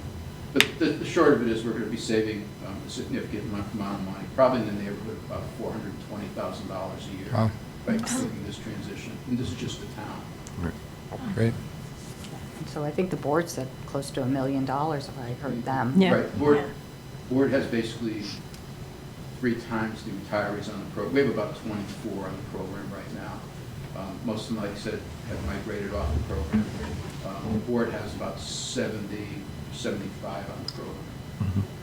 So, but on our claims, even though we had like 1/3 of their numbers, we probably had 1/2 the amount of claims that they had. So we actually were generating, our 24 were generating more almost half as much claims as their people would generate. So it's a significant savings for the town. And the other part of the savings is just, we actually have been having some decent experience in the past year. So our claims numbers are pretty good right now, knock on wood. And our new consultant also has been doing some pretty aggressive negotiating for us on some of the rebates that we get from Anthem. So we're expecting some good savings in that area. So some positives in the budget. I would say another positive bill would be the pension, right? I mean, the results of the retirement board, you know, the portfolio seems to, this past year, now we're in a different climate, so things are moving differently, but. Through January, I think we were going really well. Yeah, you know what I mean? So I think, so. Turf work came up and suddenly things aren't so well. Right. And, but we've already got that valuation, we got that contribution, and we're good there. Right. Is that- This fully funds the contribution for next year. Yep. It also, obviously, fund our obligation to the new employees who are on the 401. Right. And that's actually a fast-growing contribution. We're pretty much, town staff-wise, I think we're down to 24 people on the pension plan, active employees in the pension plan. Everybody else is on the 401. So it's been quite a turnaround. Is that, what you were talking about with the retirement board, is that, do they get that, isn't there like an 1/8%? Remember when I was on that board that Joan was talking about with the 1/8% that we try to knock down our, not the liability, what am I talking about? Well, your unfunded liability, you always want to close that percentage-wise. Yeah, we were at like 60-something% last year, we were like slowly knocking it down. Well, you want to, You know what I'm talking about? The rate of return. Rate of return, yes. We went from 8%, 8.5%. 8.5%, yeah, sorry. And we were taking it down in increments. And Right. we're Yeah. currently at a 6.62. Yeah, I'm like 18 months removed from those meetings, but I remember Joan Valenti hammering in my head that we had to do it every budget cycle, don't screw it up. Yeah. So that's happening for Joan? Right. And Okay. that is We very good. actually have stopped doing it because we now feel the portfolio is in a place where it can generate, Right. and the actuaries concur that the portfolio is in a place where it can generate a return of 6.6%. Correct. Thank you very much. So we've stayed at 6.6% at this point. Right. For the record, I asked Joe a complete nonsensical thing, and he got me the answer I needed. So like, I could not have garbled that more. And Joe did. So thank you, Joe. You saved me. Any other nonsense you want to throw out there? Anybody? Just kudos to Joe and the finance staff. I mean, they really do a good job managing the everything, but the insurance and things like that. And it's really great savings for the board and for us on that. Absolutely correct. Any questions? All good. So I get a TA for pages 68 and 69, please. Make a motion for a tentative approval for pages 68 and 69. Second. Motion and second, discussion. All in favor? Aye. Aye. Opposed? Motion passes. All right, I think debt, what's next, Joe? Debt service, which is the next page over. Yeah, so that, we talked about quite a bit, but the total amount recommended for next fiscal year is $13,716,271. This is an increase of $2,290,003, which is 20.04. I talked about it in my presentation, but it's to pay lease financing obligations, clean water fund loan repayments, and the principal and interest due on the town's existing bonded debt. Funds also are included in this account for interest payments on a debt issuance plan for the fall of 2025. The debt proceeds will be used to pay for the expenses associated with the building of the new Farmington High School, the renovation of the 900 wing of the education offices, road paving, Westwood School roof replacement, the purchase of 2 fire apparatus, and the replacement of the HVAC system and the police facility. So as you know, we've talked about it a lot, is that, you know, this is our year with the increased debt, as Joe has gone through our financial forecast many times, and this is not unexpected that we have a big increase in on our debt this year. So that is something that we have to pay for our projects. Do we have any Questions on the debt? Like you said, we were expecting it, so Yeah. no surprise there on that one. Anybody to the right? Go ahead, Actually, I Brian. do have a question. I know we're taking $800,000 out to pay things along. Last year, you were, said that we were okay with our AAA rating. You didn't know that you wanted to take any more out, and yet we're doing that, and I'm wondering where. Ryan, that's going to be our next topic. Oh, sorry. Yep, no problem. Thank you. I just saw it was. Yep, yeah, nope, that will be Thank the you. next one, no problem. Anybody else? On our debt, now, is the high school still some debt coming into the picture? As long as Cat keeps spending it, I have to keep borrowing it. I hate to say it that way, but she comes in with the bills and I have to pay them. Right, right. I can't do anything about it. Yeah. So, That's yes, awesome. yes, we have, what I expect or hope to be one last debt issuance that will deal with the high school and the central office. I think going to delay as long as possible to make sure that we capture everything that we need to capture with the next debt issuance so it doesn't carry over into another one. Right. So anticipate that we're probably looking between $10 and $12 million just for the high school debt project with the next bond issue. And then hopefully after that, there won't be any additional. Of course, the other not problem, but the other situation you're in, the state holds back a certain percentage Right. of the reimbursement. Right. So once the final audit's done, they release the final reimbursement, we'll know if there was actually a shortfall. So there may be a small amount, something that we have to borrow for. Got it. And do you think you're targeting that for the end of the summer, fall? I really would like to do this in October timeframe, but it's really dependent on how well the cash holds up. Got it. That's really what will determine when, the cash flow will really determine when we do the issuance. And, well, that's one of the criteria. The other criteria will be what the rates are doing at that time, who's borrowing, things like that. Right. But my goal right now is to do this in October. Got it. Okay. Any other questions? Can I get a TA for page 70, please?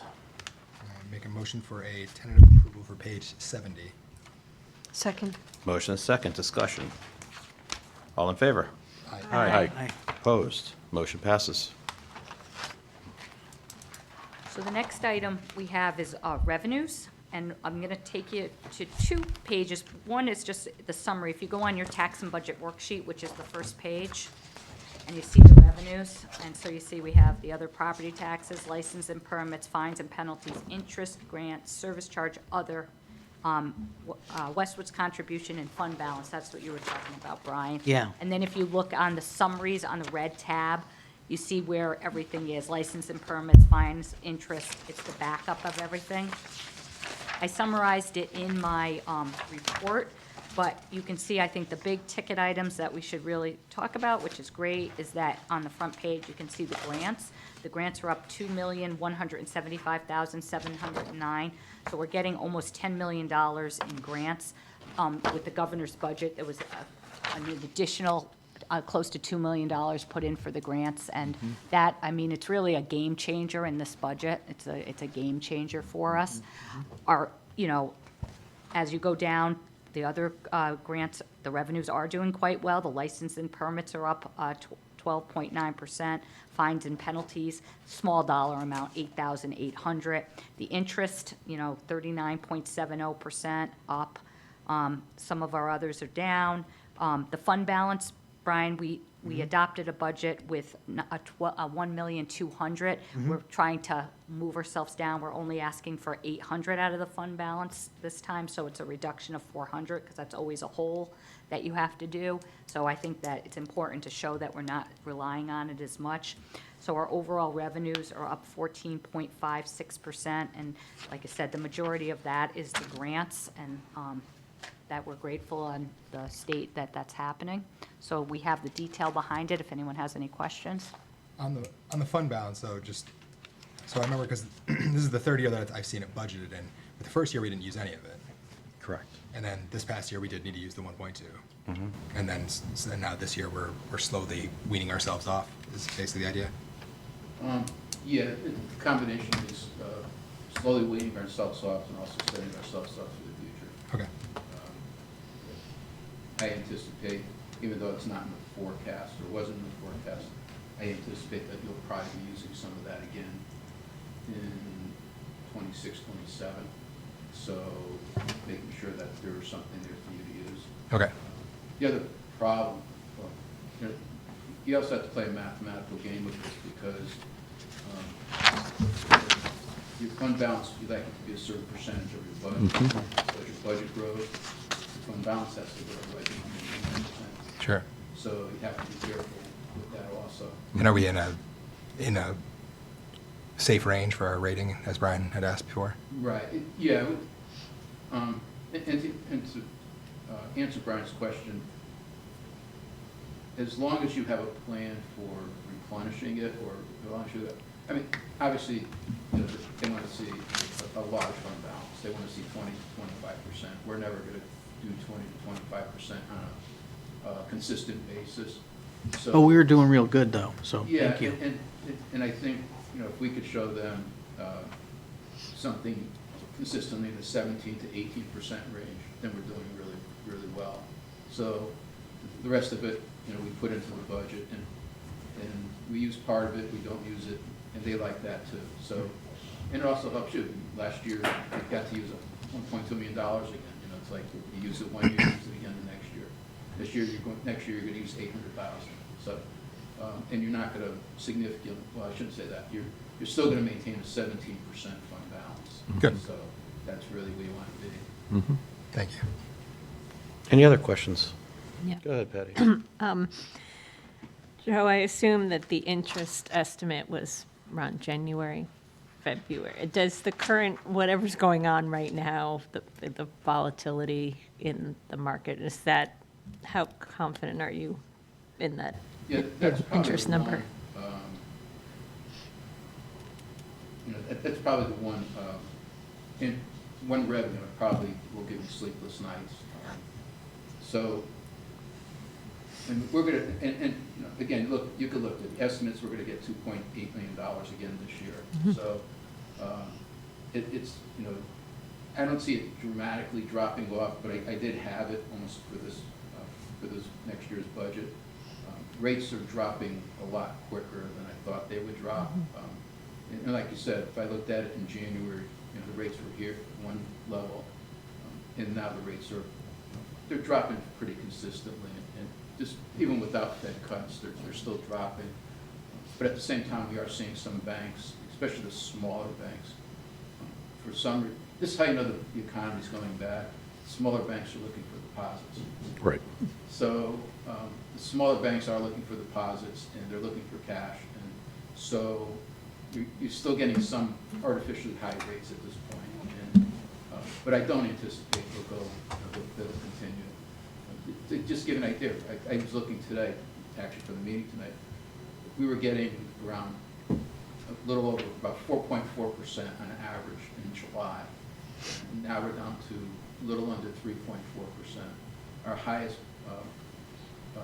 institution that was paying out in July was 5.8%. Right now, they're paying out 4.4%.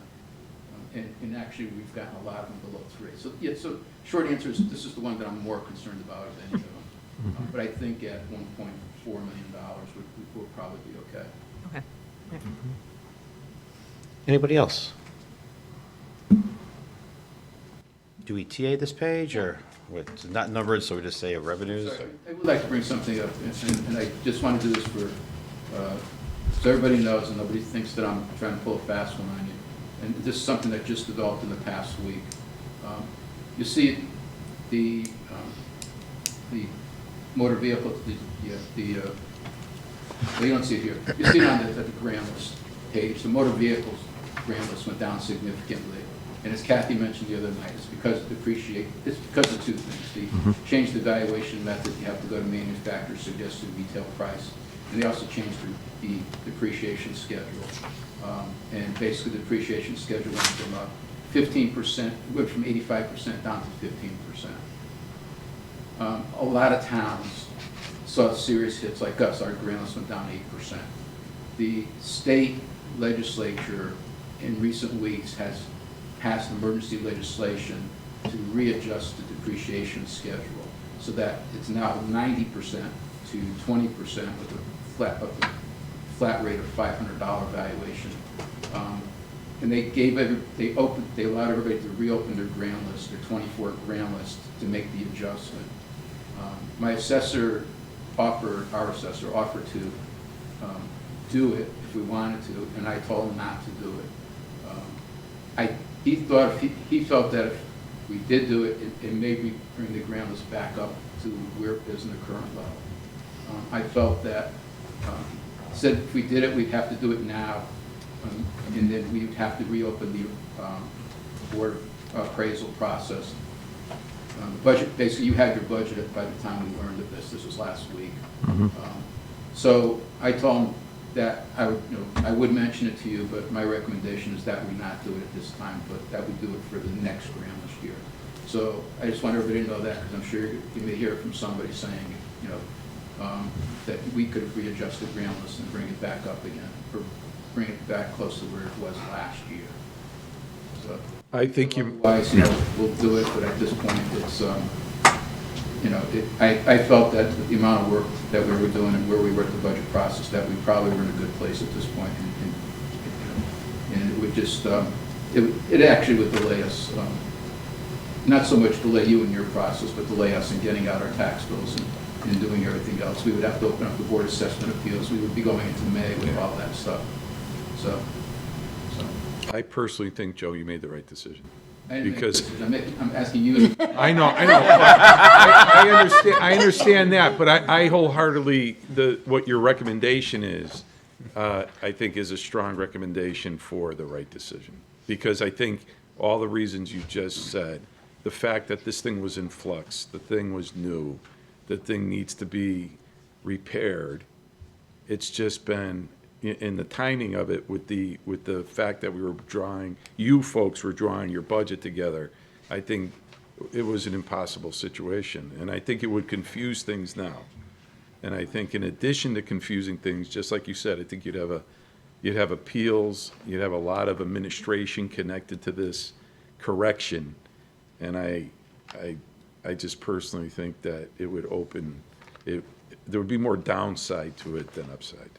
And I saw in your numbers that you had already brought the numbers forward that were original. So, that would be my comment on this.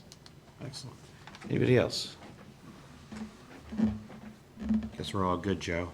Thank you. So that would be a TA on the revenues. Make a motion for a tentative approval on the revenues page of our budget book. Second. Motion is second. Any discussion? All in favor? Aye. Opposed? Motion passes. So basically, we've gone through the book. We had a couple of places that we wanted to look at, just the vehicles, the nonprofits, the two nonprofits, and I can't read my. Custodian. And the custodian, so. I was going to bother Joe about a question on next year forecast. Should I wait till we're done with this? I think Or should I wait till we're done with the few outliers we had, or should I think that. Can I ask him that now, or? Yeah, I think you can go. Sorry. Joe, I know that you, in addition to everything else that you do, you usually keep a good forecast of what to expect for the next year, and I was curious what sort of budget year we could anticipate next year. With our skewed numbers. Yeah. But Knowing that we're not. Joe can say you keep screwing up my forecast. We know. No, seriously, the original forecast was that you were probably going to have the tax increase in the, probably somewhere in the 3.5, probably around 3.335 range. Next year, you're talking. Next year. And with what you have right now as the recommended budget, and assuming that, well, and what we have with the new grant number from the state of Connecticut, assuming that number stays good next year, you're probably actually looking at 3.7. You're actually going to go up next year because your your grantless is, not your grantless, your fund balance is going to go down. Recommendation is going to go down again next year. And two, obviously, if you add 4.5% on top of what you get, it's not a 3% increase anymore going forward. The increase goes up. So you probably, based on the forecast, based on the methodology, you're probably looking at a 3.5% Board of Ed next year instead of a 3%. You're probably, unfortunately for Kathy, you're probably still looking at a 3% increase for her next for year. the town. And So basically, the short answer is you're looking at a 3.5 to 3.7 tax rating, percent tax rate increase next year, And- which is, quite frankly, a lot better than a 4.75 or a 5. Well, that's what I was going to say. So, because it's it's significantly better than this year. So I know, if you, yeah, that's what I was going to ask. So, because I know if That's not going And Yeah, not yet. That's not going up as much. Yeah, that's- not going no, up. but that's what. So what's the biggest driver behind that? Behind it looking so much better next year? Is it that we're not adding new debt, or? Next year, one thing is the debt. I go back to my comment made maybe 3 years ago. If I had my druthers 3 years ago, I would have issued $145 million. I remember that, yeah. In high school debt, because every year your interest payment goes down. So every year I'd be a hero. You already are, I was Joe. gonna say, Joe. You already are. Don't sell yourself Come on. short. That first year, you would probably kill me, so I'd probably never get the benefit. So, anyway, yeah, your debt's gonna level off next year, and that's the big thing. But your base is bigger next year. So everything's gonna grow based on what happened this year. Joe will never give us good news. But next year will, forecast-wise, next year will be better than the past 3 years. And unfortunately, it'll probably be the best year you have, for 2 years afterwards, because after next year, you have 3 though. Yeah. And so you're No, gonna next start year's the. So next year's the goal. Next year looks better. Yeah. Okay, so And by next year, I'm talking next year. I'm not talking 20. I got you. 26, 27. Next year budget, like when we're sitting here, Yeah. those of us You're that sitting here- choose to put ourselves through this Wherever again. you're sitting here next year. Okay, so knowing that, and then, so at the end of last night's meeting, Joe had requested, the last thing that he had said was to ask Superintendent Greeter and Kathy to take a look at, we had talked about the transfers and gone over those, and so we had gotten some of the summaries of those, and then to look at any additional potential capital that could be reduced. So they did get, I do have some of that information, so if I can just go over that real quickly, and then I'm gonna make a couple recommendations. People can yell at me or agree or whatever they'd like to do. So based on what Joe just said, the financial forecast does look better next year. Both the town and the school budgets as presented to us, with the exception of I made note of community service and IT, which were both areas that Kathy said that if we were gonna push something else into like the actual budget, maybe those would be areas to look at, but otherwise they seemed reasonable and supported. The BOE transfers were $119,482. These are transfers to capital, right? Town transfers were $65,000. The board was able to find a reduction of $125,000, which they wrote was $75,000 from technology and $50,000 from furniture. The town found $75,000, which was town hall improvements account. The total reduction to capital based on all of that is $384,482. Can you say that again? The 384. sorry, 384,482. Thank you. And does anybody need any of the other numbers? Because I know I just read them quickly, but I don't need to zip through. So based on that, and based on some of our discussion, what I would suggest capital-wise is the custodian goes back in for town hall. Hope Partners get their request funded. Interval get their request funded. Having listened to Chief McKenzie, I know that they have requested 4 to do a full make good based on only getting 2 last year, but I would suggest doing 3 police cars, which is what they had been getting on their budget, which would be and that number is $167,245, and so the total addition would be $195,745 for the town budget, town capital budget. On the police cars, Keith, is that the cars and the technology? Cars and technology, 2 marked, 1 unmarked, and because that's and that came from the chief, right? That's when we had said 3, those are the ones that he was around. And then, do we have the tax budget worksheet that can be put up based on that suggestion? I think so, and just what I jotted down from what you said, so just, it would be 167,245 for police cars, 2 marked and 1 unmarked, and the technical equipment. 11,500, you said the custodian, that's the number that goes with that. 10,000 for Hope Partners, services for the elderly, and 5,000 for Interval House. And I don't want to get back, I don't know that we were at a consensus, but I think we all at least understood where we were coming from in the sidewalk thing. And I would just stress again, the work still goes on in that committee. I get concerned with funding a survey or putting a survey out and not, given that the budget's very tight, and not being able to take action on it. So I would continue to do the behind the scenes stuff, put stuff in marketing, do inserts to Ryan's suggestion, and then see where we're at when we get to fall and when we get to next year's budget cycle, if we're going to go forward with something like that. And I think Joe's working on it, and so it would be reductions of capital of 384, 482, and I think, Keith, I know you said it, but just to note that the BOE transfers and the town transfers, that doesn't mean you're not getting those services. We're funding them from different places. Yeah, they're And moving. so I think I can go through it and tell you. I remember some of them was like the. Yeah, just so you know. It's just, we're just taking it through the transfers, so it's not like we're reducing the capital from it. So, On the town side, this is the motion that you guys approved on Tuesday night. On the town side, Lucas Devices was an account that money was put into, that's $40,000. You would see that Lucas Devices is also listed $40,000 in the capital budget. That would come out of the capital budget, but the project, it would still be funded. And then the other one here is streetlight poles. We put $50,000 into that account. The capital budget calls for $25,000, so that would come out of the capital budget as well from the town side.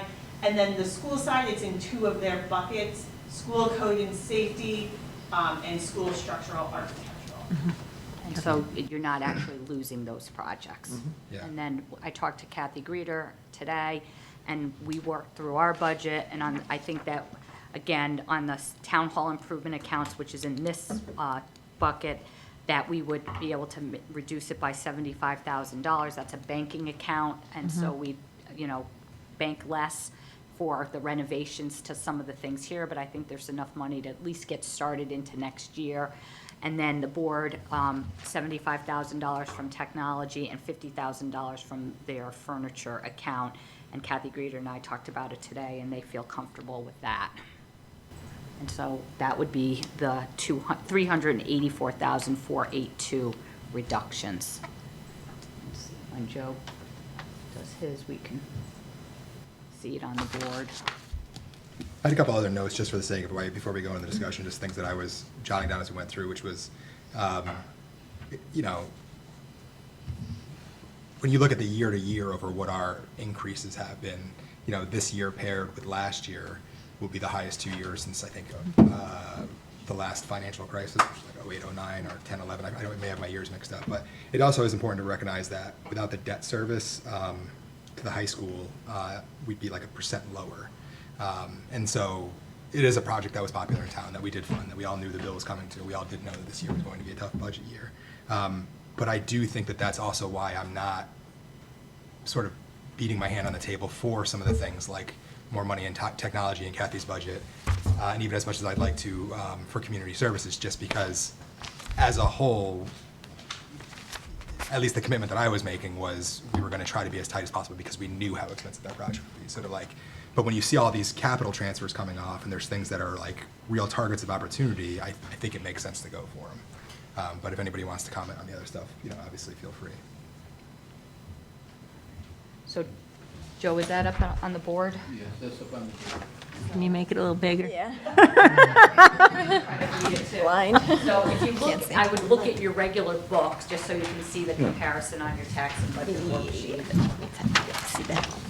You need something good there. Yeah. We have these. So, Hold on, I think Joe, gonna try to print it out? We can see it firsthand. Oh, that would be awesome. There needs to be a way to just cast it onto the iPads. There probably is There, right? There definitely is. Oh, no, you can, because on Kathy's, like, I was watching the PowerPoint on Kathy's Printing yesterday. apps have to, but That's what I want. They're all new ones. Then you can. These are all new iPads. Yes, yeah. That's awesome. But for this, it'd be no, there helpful. there is a way. Okay. We just don't know how to do it. Okay.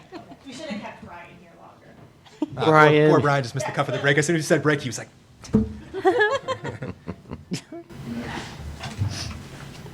well, he's making copies of it, so just so we're clear, at this point, on the education, you guys did not make any changes, so it's still at the 4.6. On the town side of the budget,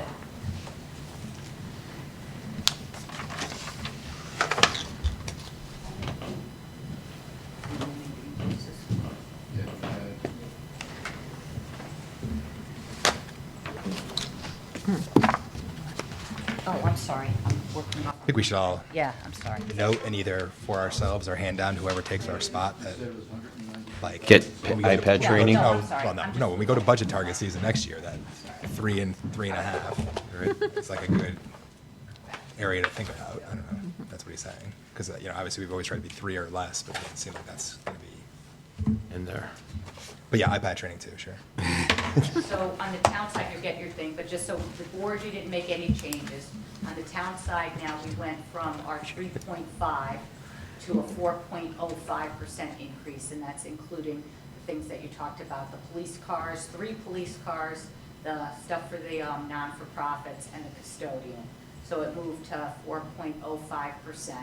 The debt service is the same at 20.04. The capital improvements now has a reduction, and now the dollar change is 734. The the defined contribution stays the same. You keep on going down the chart, and that all stays the same. The revenues stay the same, and now the tax and budget increase went to a 4.61% instead of a 4.77. instead of a 4.77. Okay. Yeah, and then the mill rate is what, does that say 26.62? Yeah, so my other points too would be, if we all like the look of this, this is lower than we started the week with, which is nice. Sorry, that's the wrong one too. And then also, and I don't know if these numbers are the same after everybody else does their budgets, but at 26.62 mill rate, if I go to the materials provided by Ms. Ponte earlier today, we would still have the lowest mill rate of local county mill rates. So we, right now we're at 25.45, 26.62 would still put us 3 points ahead of Avon. Now again, their And budgets could everyone change. else's is going to go up. Well, that's what I'm saying. But so it's subject to change. I don't want to say that that's gospel, but when you look at this as like a total picture, Yeah. as a group, if we go for this, we've done our job and gotten less than we started with. We still feel like we're funding everything, and we still have a mill rate that I think as a town we can be proud of. And now I will sit back and let other people speak because I'm taking up too much oxygen. I can say that I'd be satisfied with this. I wanted to make sure we were funding things that needed to be funded, and I appreciate you, Kathy, coming, following through and giving us information about what's needed. I always, I always hesitate when people are, when people say they're going to leave town because our taxes go up. We're still, to your point, Keith, where are they going to go if they want lower taxes? But I think we need to be conscientious and fund the services of the town. And I think this budget does that, albeit, there are still things that we might like to see in it, but it's not the year for it. No, we should remember that Kathy said at 3.5, we are maintaining but chipping away. Yes. Right. So, for anybody that thinks that we are up here just willy-nilly spending money, like, we are doing our best. The thing that I don't want is I don't want someone to walk around town and be like, oh, we used to have X, or, you know what I mean? And I think most people don't want that. So we're trying to keep what we have. Listen, when I listen to Nancy Barron talk, I know she could use more money. So I think we have to understand that there are things that I think all of us in our heart of hearts might love to fund, but when we're trying to do it as a big picture, it's hard to do it all. And I've Right. been impressed Go ahead, with Patty. everyone who came before us today, I almost wanted to call Russ MacGyver, being able, like, the things that he pulls together out of thin air, and listening to Jesse's plans. A lot of those don't sound like they cost a lot of money, but they'll bring the community together. And I think it's important to keep those types of things going. And I think, so. Brian, you have Absolutely. anything? Yeah, I would say that what I like is that we're better than where we were yesterday. We're saving the town, or we're going to be increasing taxes even less, which is lovely. We're doing things we haven't done in the past, which I'm very glad we're doing this time. And we're bringing things back into the budget that need to be done, like police cars, because we want to support our officers in the town, and our safety is important. So I'm happy with this, absolutely. Excellent. And Keith, you got to go over and flip the switch. For the transfer. Now the switch is happening. No, That's this is happening. happening. Oh, it's happening. Yes, it's happening, yeah. You're off the hook. He's off the switch. Believe me. Kathy was on the phone with me for 4 hours today. That damn switch. No. The switch is happening. All right. Matt Ross is having a party. They're gonna. They're all good. Irving Robbins is good as a whole. I would have done it. Sarah. I agree with, everything that's been said so far. I think this is a good budget. I think, we need to make sure that we don't get behind in funding things like the police cars. We already didn't do the 3 last year, so if we weren't to do those this year, I think that would not set us up well for the future. And, we heard a lot about the nonprofits and what value they provide, so I think giving them that money is important as they continue to serve our community. So I'm in favor of this. Since Keith took up all the oxygen, Amy. I agree with everything everybody said. I'm okay with it. All right. Dave. Yeah, I think the work has been, productive. So for me, I would, just a couple questions. First question is, as far as the police cars, when we order those, Joe, when do they get delivered? They're ordering Dodges, we would order them we'd probably order them in June. I guess they would be delivered in September. Oh, that's pretty good. Okay. Based on the last experience, the last ones we got this year, we ordered them in July, and they're Chevy Tahoes in September. These are Dodges, they're Dodge Ram, I would expect the same time frame. Got it. Okay, thanks. Thanks for that. So I think, yeah, and I think the tweaking of the capital side of the budget, I think those were smart moves. I will say that I guess I'm kind of hung up on the sidewalk thing, and I guess I'm looking at it differently, I guess, I'm looking at it more like if you look at on the capital side and you go to like the planning department, and they have affordable housing, funds will be used for a planning consultant, $35,000 to figure out affordable housing. And I just think sidewalks as a public safety issue, as a connectivity issue, as an issue of just finance, whether it's the town side, I almost think it's a big enough project to actually fund a consultant to help the ad hoc committee get to where they need to go. And so we could disagree or agree or disagree and agree to disagree, whatever we want to do. But I just think that whether the survey is right now it says a survey, but I just think it's money to help that initiative that I think is really important. And I just hope it doesn't fall back because we're not earmarking we're not earmarking that money. I And appreciate what you're saying. I just think we might be missing, I think it's just gonna, I don't know, I see it becoming, kind of being pushed, and I just think it's a public safety issue. I think it's a real public safety issue, so. I appreciate what you're saying. I don't know. I do think that the work will go on the sidewalk committee, and I think that we can. I don't think if we put this money in the budget for this year, I'm not positive that we'd be ready for that survey in this year. And knowing that, to me, I wanted to keep the budget as tight as possible. I would feel better if I was putting 35 grand back into Nancy's budget, which I'm already have said as much as I'd like to. I don't think that that's the right move for right now. So, but I understand your priorities. I don't think that you're wrong. I understand your concerns about public safety. I just, for me, I think we can do both even with that, not in this capital. And as the other member of that committee, I agree that I think there's so much to be done before we even get to the survey point. It may not get done till, the, middle of next year. So why don't we just put it in next year's budget and do the legwork, the research? There's a lot that has to be done, really just on the statutes. Yeah. Before we even get to, the sidewalk. But we can start looking at things like how many do we have, and we can start doing some planning Yeah. before we get into the survey component. And Dave, to your point too, when you talked about it, one of the roads you mentioned was my road. Like and No, trust me. I'm like deeply Yeah. into this issue, and I don't, would not want the can to be kicked, too far. But I just knowing what we know from our initial discussions. Yeah, no, I agree with you. It's a very important safety issue. So let's get it right. No, I agree with all you, and I appreciate all your comments and all your work, and I think having two people who are so pro sidewalks on this committee, I don't see this going away, and obviously staff already starting to collect in that information. We've been talking about this for years, and we can't just say it's done.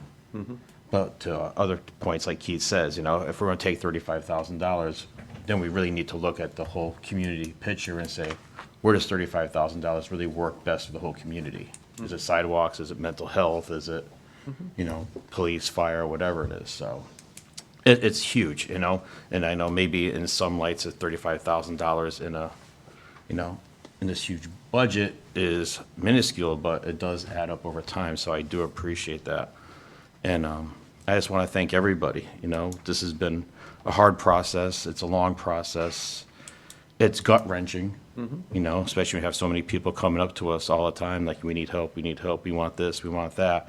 And then the other side of the coin is you can't raise our taxes, And I think this budget reflects, like you said, public safety, our police officers, victims of abuse, our elderly. So we're basically hitting all of our different components and still doing a proper funding for our BOE, for our children. So I think we're hitting all the markers that we should be hitting and still being conservative enough to deliver a budget to the people to say, hey, we're doing A, B, and C in a huge debt year.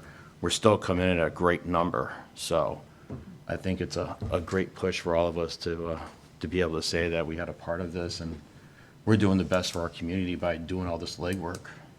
So thank you. So I'm just going to roll with a couple of things, and we'll do some motions, any discussion that can be had in the meantime, right, Joe? So my first motion would be to set the Board of Education budget for fiscal year 2025-2026 at $83,240,983, an increase of $3,696,743, or 4.65% over the current budget year. Second. I have a motion and a second. Any discussion? All in favor? Aye. Aye. All opposed? Motion passes. Make a motion to add $45,825 to the police fleet. Let's keep a counter on those. Technical equipment account. Second. Motion and a second. Discussion. All in favor? Aye. Aye. Opposed? Motion passes. Make a motion to add $121,420 to the police fleet vehicles account. Second? Motion is second. Discussion. All in favor? Aye. Aye. Opposed? Motion passes. Make a motion to add $11,500 to the Public Buildings 1928 Building Part-Time Account. Second? Motion is second. Discussion. All in favor? Aye. Opposed? Motion passes. I make a motion to add $10,000 to the nonprofit organizations Services for the Elderly Hope Partners account. Second? Motion is second. Discussion. All in favor? Aye. Aye. Aye, sorry. Opposed? Motion passes. Make a motion to add $5,000 to the nonprofit organizations Interval House account. Second? Motion is second. Discussion. All in favor? Aye. Aye. Opposed? Motion passes. Make a motion to set the town operating budget for fiscal year 2025-2026 at $36,441,160, an increase of $1,419,503, or 4.5% over the current year budget. Second? Motion is second. Discussion. All in favor? Aye. Aye. Opposed? Motion passes. Make a motion to set the debt service budget for fiscal year 2025-2026 at $13,716,271, an increase of $2,290,003, or 20.4% over current year budget.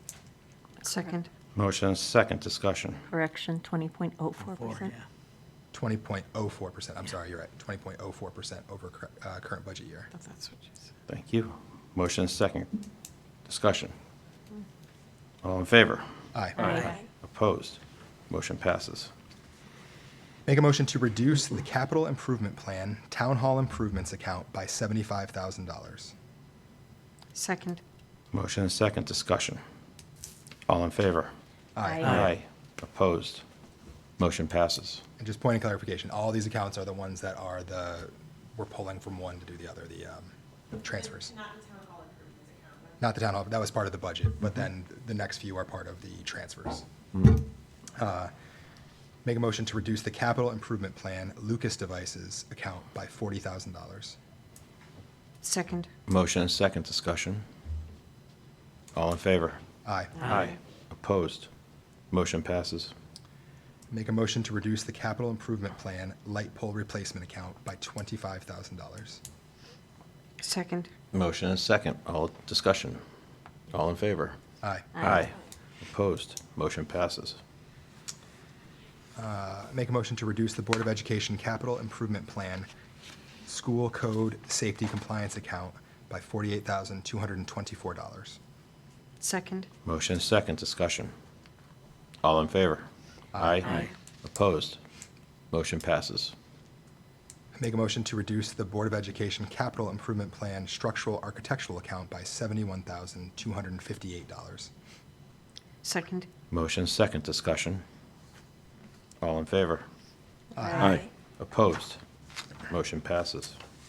Make a motion to reduce the Board of Education capital improvement plan by $125,000 as follows: $75,000 from the technology improvements account, $50,000 from furniture, fixtures, and equipment F&E classroom. Second? Motion is second. Any discussion? All in favor? Aye. Opposed? Motion passes. Make a motion to set the capital improvement budget for fiscal year 2025-2026 at $3,017,018, an increase of $734,018, or 32.15% over current budget year. Second? Motion is second. Discussion. All in favor? Aye. Opposed? Motion passes.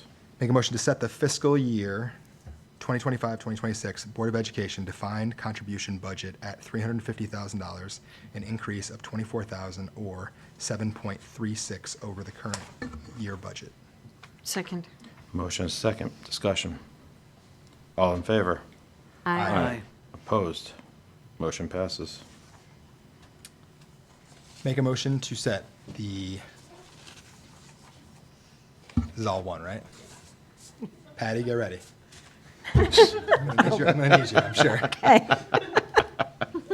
Make a motion to set the Town of Farmington fiscal year 2025-2026 budget for the Board of Education at $83,240,983, or 4.65 increase over the fiscal year 2024-2025 budget, and the town operating budget at $36,441,160, or a 4.05 increase above the fiscal year 2024-2025 budget, and the debt service budget at $13,716,271, or a 20.04 increase over the fiscal year 2024-2025 budget, and the capital improvement budget at $3,017,018, or a 32.15 increase above the fiscal year 2024-2025 budget, and the Board of Education defined contribution budget at $350,000,